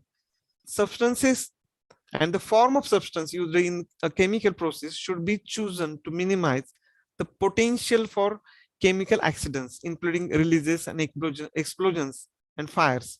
So this particular safety can be done during this synthetic applications. This can be the principle of green chemistry, one of the principle. So during chemical process, it is better to prevent waste than to treat it or clean up waste after it formed. Means there should not be waste during chemical process. It maximally we are trying to avoid the chemical waste. As far as the green chemistry approach is concerned, we should avoid the waste. Now, energy requirements should be recognized for their environmental impacts and should be minimized. The synthetic method should be conducted at ambient pressure and temperature. As a principle of green chemistry is concerned, we are making this particular aspect can be making the way of flow avoid the particular carbon dioxide emission during this process, and that particular aspect can be avoided, and it affects the global warming.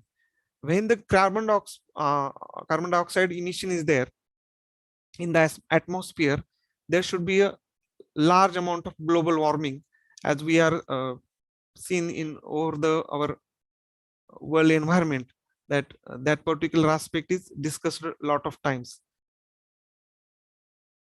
Now, raw material of feedstock should be renewable rather than depleting whenever technically and environmentally, economically practical. As a principle of this particular green chemistry, we have to make raw material of feedstock should be renewable. Means that particular aspect is reusable, not non-renewable, because that particular aspect can be avoided, and economically and practically it is better to green approach.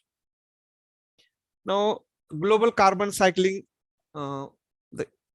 this particular aspect is that carbon dioxide production during this process of chemical production over the year. See, 1 to 10 years, the polymer and chemicals and fuels, carbon dioxide emission is there. When we use biomasses or bioorganics, it is come down, and that particular resources can be we have to find out from our natural resources to avoid this particular effect of carbon cycling. Resource depletion means renewable resources can be made increasingly viable technologically and economically through green chemistry by use of particular biomass, nanosciences, solar aspect, waste utilization, carbon dioxide minimization. These aspects can be done to have our better green chemistry approach to avoid our waste in the system. Now, some of the examples regarding green chemistry, consider a chemical reaction of this type. A plus B gives P plus W. Now we have to find out the alternate A or B to avoid W. Means this waste, W stands for waste. So in this particular aspect of waste management avoidation, means we have to avoid this particular waste. When A plus B gives P, along with this waste, we have to find out A or B to avoid this particular W waste. See, disinfection of water by chlorination. Chlorine oxidizes the pathogens, thereby killing them, but at the same time forms harmful chlorinated compounds. See, a remedy T is used to another oxidant, such as a particular aspect of this particular or supercritical water oxidation. Means we have to maintain that aspect by avoiding this chlorination. See some example regarding the production of allyl alcohol. The traditionally we are preparing this particular allyl chloride by making alkaline hydrolysis, which generates the product and hydrochloric acid as a byproduct. See this product. So here this is the product, and generally to avoid this traditional byproduct hydrochloric acid, so we maintain the greener route to avoid this chlorine. So two-step using propylene, acetic acid and oxygen, then this particular hydrochloric acid as a byproduct is avoided by making this greener route use during the to avoid the particular chlorine aspect. These aspects give some benefits.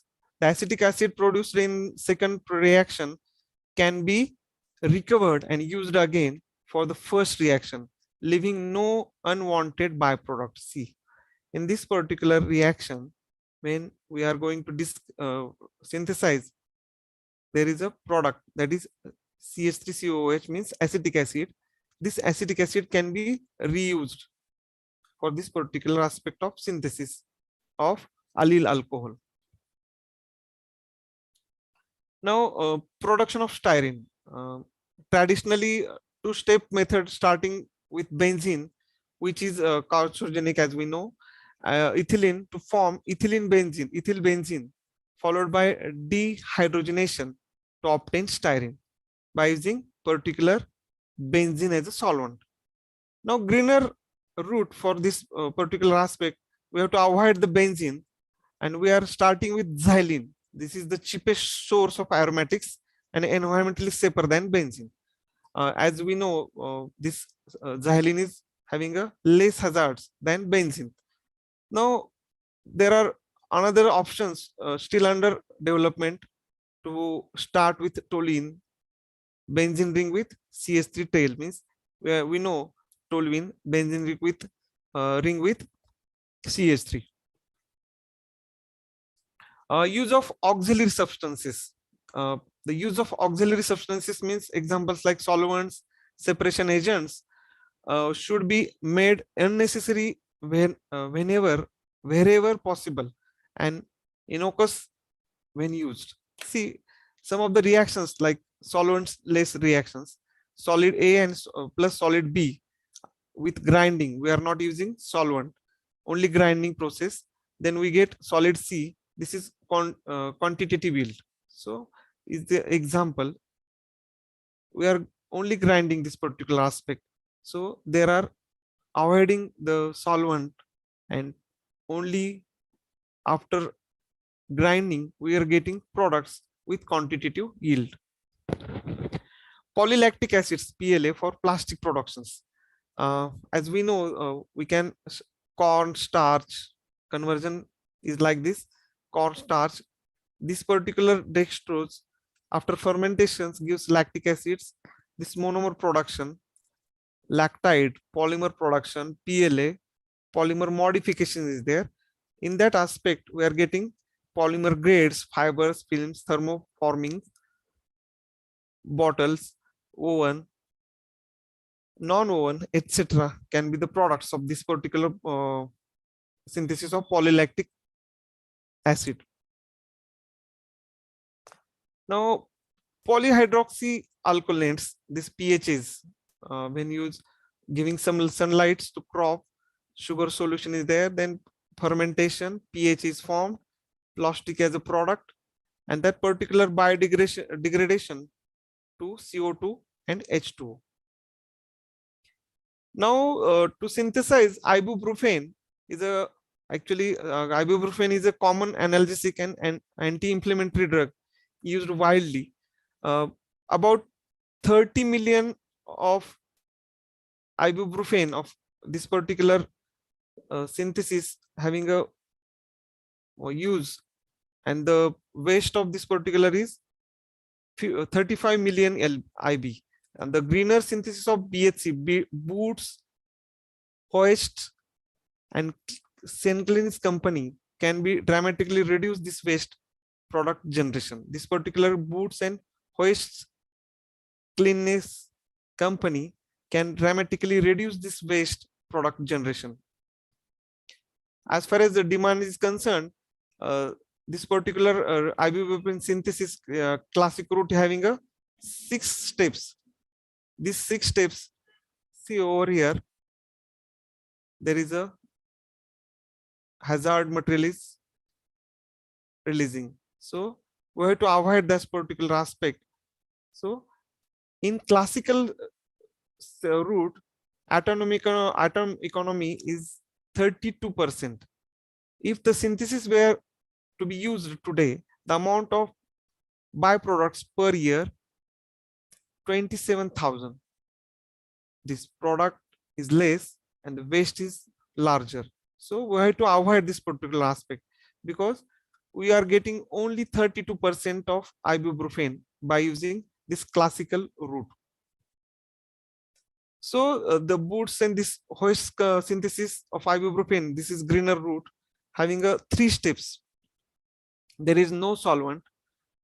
This catalytic versus stoichiometric reagents, recycling, reuse, and recovery of byproducts and reagents means acetic acid we can use, then HF less than greater than 99% is there. So ibuprofen having a only 3 steps by this boots and hoist company. This is the greener route. There is no catalytic, no solvent is there. Only acetic acid is used as a byproducts. Now this particular green route gives atom economy around 77%, which is faster and more giving more high percentage of yield and having a less waste production.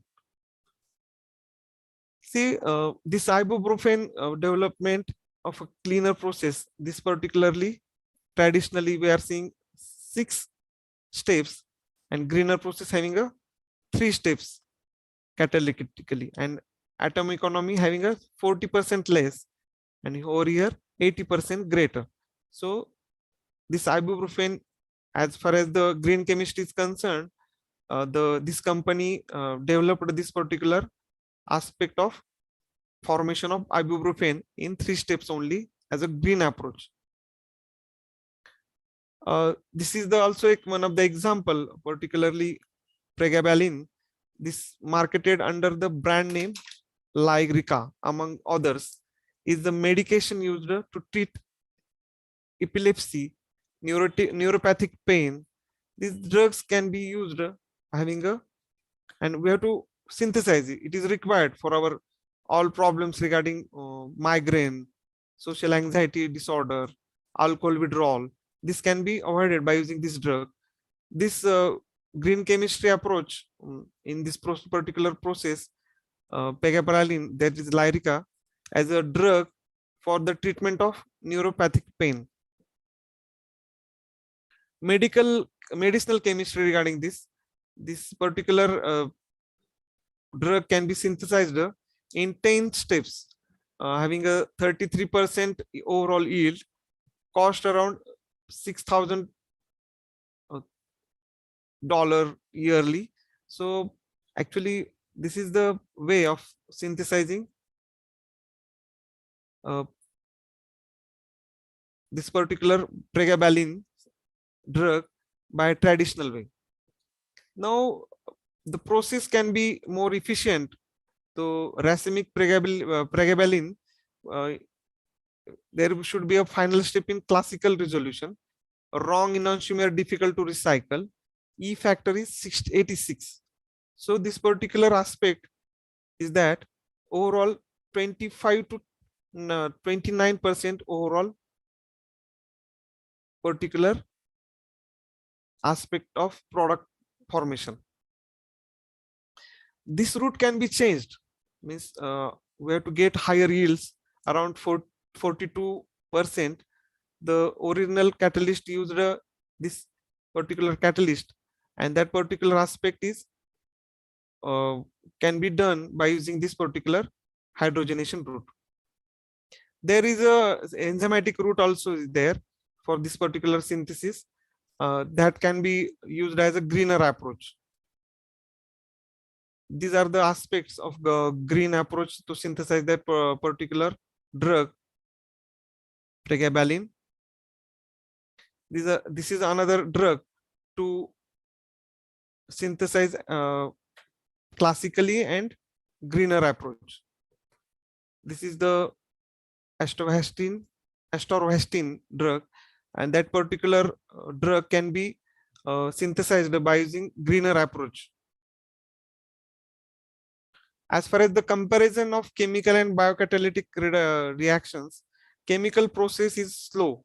It requires 80 hours for 6 million methanol distillations to remove the boron-based waste. Enzymatic reaction takes less than 24 hours within relatively simple workup.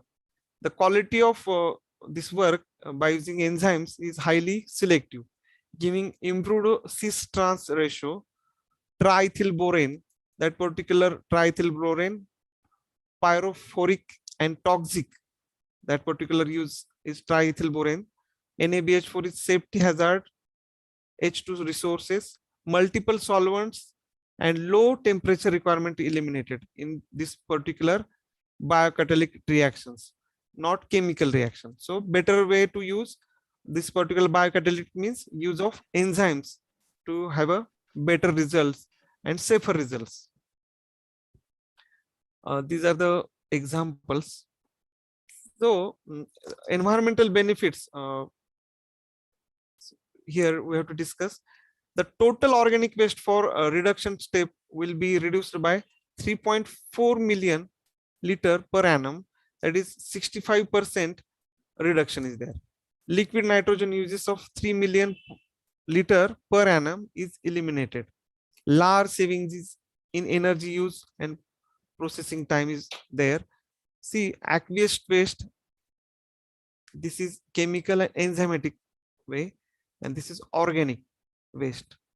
In this aspect, so see here, there is a larger requirement of, larger production of chemicals when enzymatic use is less. So aqueous waste and organic waste is the comparison is there. Major uses of green chemistry as far as the energy, global change, resource depletion, food supply, toxics in environment. These aspects can be covered in green chemistry. As far as energy is concerned, vast majority of energy generated in the world today in the form of non-renewable resources that damage the environment, in the form of carbon dioxide, depletion of ozone layer, effect of mining, drilling. Toxic green chemistry will be essential in this aspect to develop the alternatives for this energy generation that can be used as a photovoltaic hydrogen fuel cells, bio-based fuels, as well as continue the path toward the energy efficiency with catalysis and product design at the forefront, because this can be avoided, this carbon dioxide production, depletion of ozone layer, by making this use of photovoltaic hydrogen cells, fuel cells, bio-based fuels that can be used.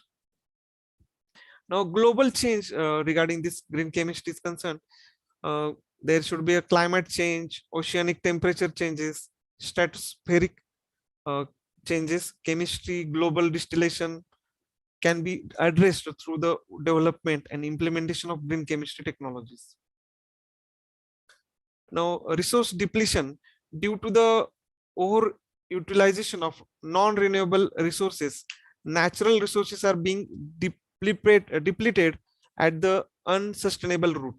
The fossil fuels are central issues regarding this. Renewable resources can be made increasingly viable technologically and economically through green chemistry, means biomass, nanoscience, and technology, solar, carbon dioxide, chitin, waste utilization. Food supply As far as food is supply is concerned, while current food levels are sufficient, distribution is inadequate. Agricultural methods are unsustainable. Future food production intensity is needed. Green chemistry can address many food supply issues by developing pesticides which are only affect target organisms, degrade to innocuous byproducts, fertilizer adjustments that are designed to minimize use while maximizing effectiveness, methods of using agriculture waste for beneficial and profitable uses. Toxics in environment, the substances that are toxic to humans, the biosphere, and all sustains are currently still being released at cost of life, healthy, and sustainability. One of game chemistry's greatest strengths is ability to design the reduced hazards. See, these green chemistry approaches, you are focusing on reduction of hazards. Pollution prevention hierarchy is there. When prevention and reduction is having a large scale, having required large scale disposal, treatment, recycling, and reuse, these factors can be done by making this prevention and reduction largely. Greener approach in organic synthesis, by using this greener approach like ionic liquid mediated reactions, neat reactions, solvent mediated reactions, microwave assisted reactions can have a greener approach in organic synthesis. As far as ionic liquid mediated reactions is concerned, organic derivatives of pentavalent iodine can be found. Applications as an oxidizing agent in synthesis of biologically important complex organic molecules. This particular ortho-hydroxybenzoic acid, that is IBX, this Des-Martin pyridine, that is DMP, are the particular interest due to their mild selective effect and economically eco-friendly properties and operational simplicities. This can be used as a ionic liquid. These reactions can be considered as a having a better yields during the synthetic organic reactions. Yields are most important, and the way we are using this ionic liquid as a greener solvent as well as catalyst. Some of the examples to having a particular production of this benzyl alcohol and substituted benzyl alcohols give excellent yields of corresponding benzaldehydes. No over oxidations to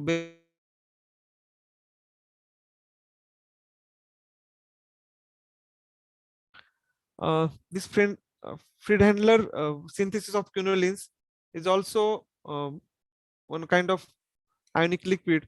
In the use of this particular synthesis of quinolines, this particular ionic liquid is used as a greener approach in the production of quinolines. Some of the neat reactions, they are the reactions which are neat, means there is no use of solvents. See, the cleaner reactions are there, higher yields of products without employing any purification steps like column chromatography or recrystallization. Simple experimental procedures are there. We are alternatives to Lewis acid ionic liquids, that is essential to the synthesis of small library of 3,4-dihydropyrimidone. This particular aspect using essential to see dihydropyrimidones are synthesized by using this greener approach. Hans condensation of 1,4-dihydropyrimidone. This is also a neat reaction. See, there is no solvent is there, and the synthesis is done neatly. some water mediated reactions. These water mediated reactions can have benefits to have a greener approach. Water mediated synthesis of quinolines, a new green approach to this Friedland handler annulation. So there is a water mediator reaction, and the way is very good, excellent yields are there. Microwave assisted reactions, as far as technology is concerned, this microwave is used as a greener way, but I think nowadays these microwave assisted reactions can be avoided by making some of the particular aspect of green chemistry. So green chemistry, in conclusion, not a solution to all environmental problems, but the most fundamental approach to preventing the pollution. Means we have to find out the environmental problems. As far as the solution is concerned, green chemistry is not a solution. We have to fundamentally prevent that particular aspect by approaching some use of some less hazardous compounds in the betterment of human being. So this green chemistry can be the more suitable aspect, not a solution, because we are going to use that particular aspect as a part of our prevention of pollution. So as far as the green chemistry discussion is concerned, I'm very much thankful to the J.M. Patel College, Bhandara, and the overall team of this college for giving me opportunity to present the green chemistry approach to you. As far as my knowledge is concerned, I'm giving some knowledge, or I'm sharing some knowledge, not giving. Sharing means there should be a given and taken policies there. So this is the conclusion. So please, do you have any questions? Please ask. I will give some answers for that particular aspect. Thank you so much, sir. I request all the participants to post their questions in the chat section.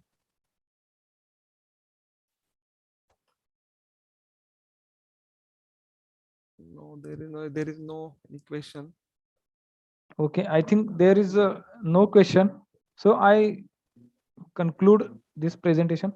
Thank you so much, Dr. Amul Kategaonkar, sir, for your informative address and valuable insights on this topic, and for sharing your knowledge with us. It will be a great pleasure for us to listen to you again in our future events, sir.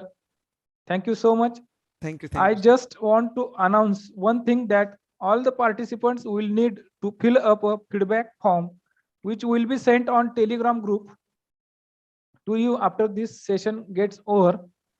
Now it is a time to conclude our wonderful, fruitful event. To propose vote of thanks, I invite Dr. Samina Tadvi Madam, Assistant Professor, Department of Chemistry, J.M. Patel College, Bhandara.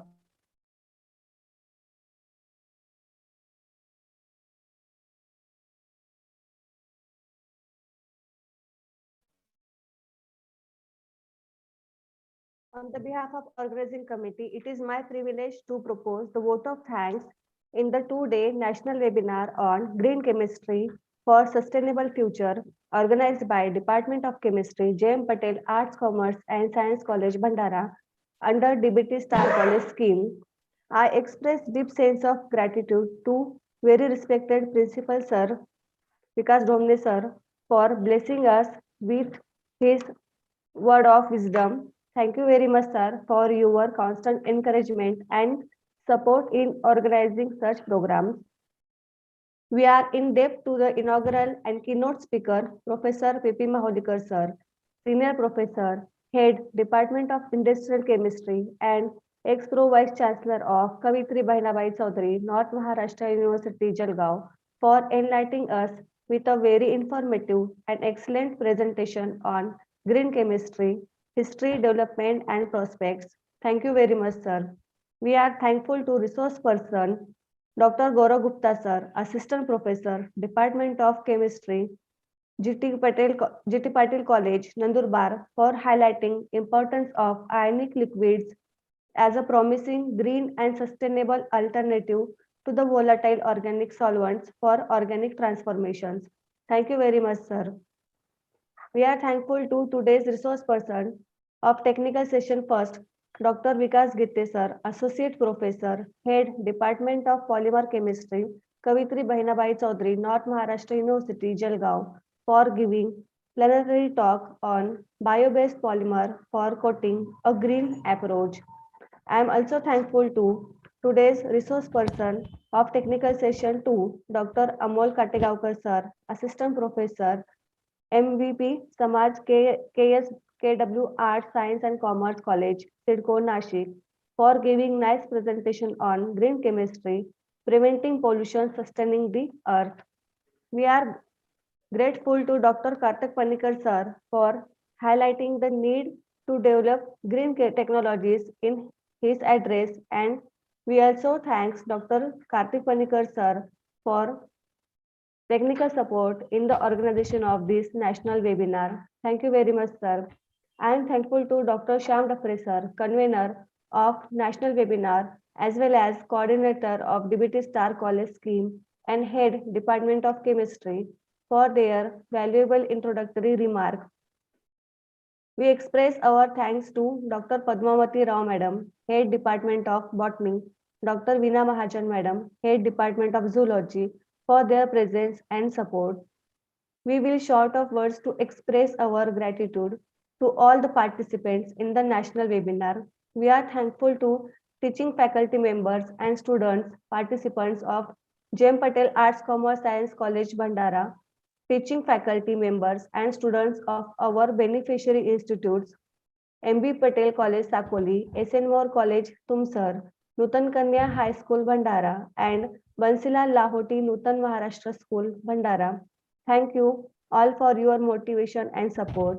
On the behalf of organizing committee, I also express my in-depthness to all those who directly or indirectly help us in organizing this national webinar.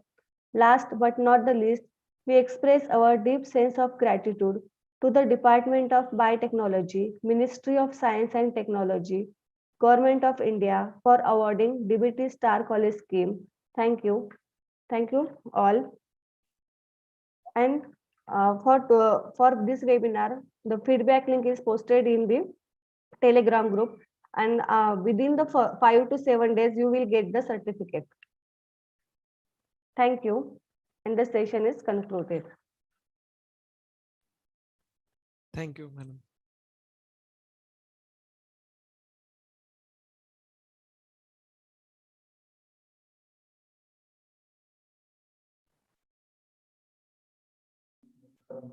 Panikar sir, Kartik Panikar sir.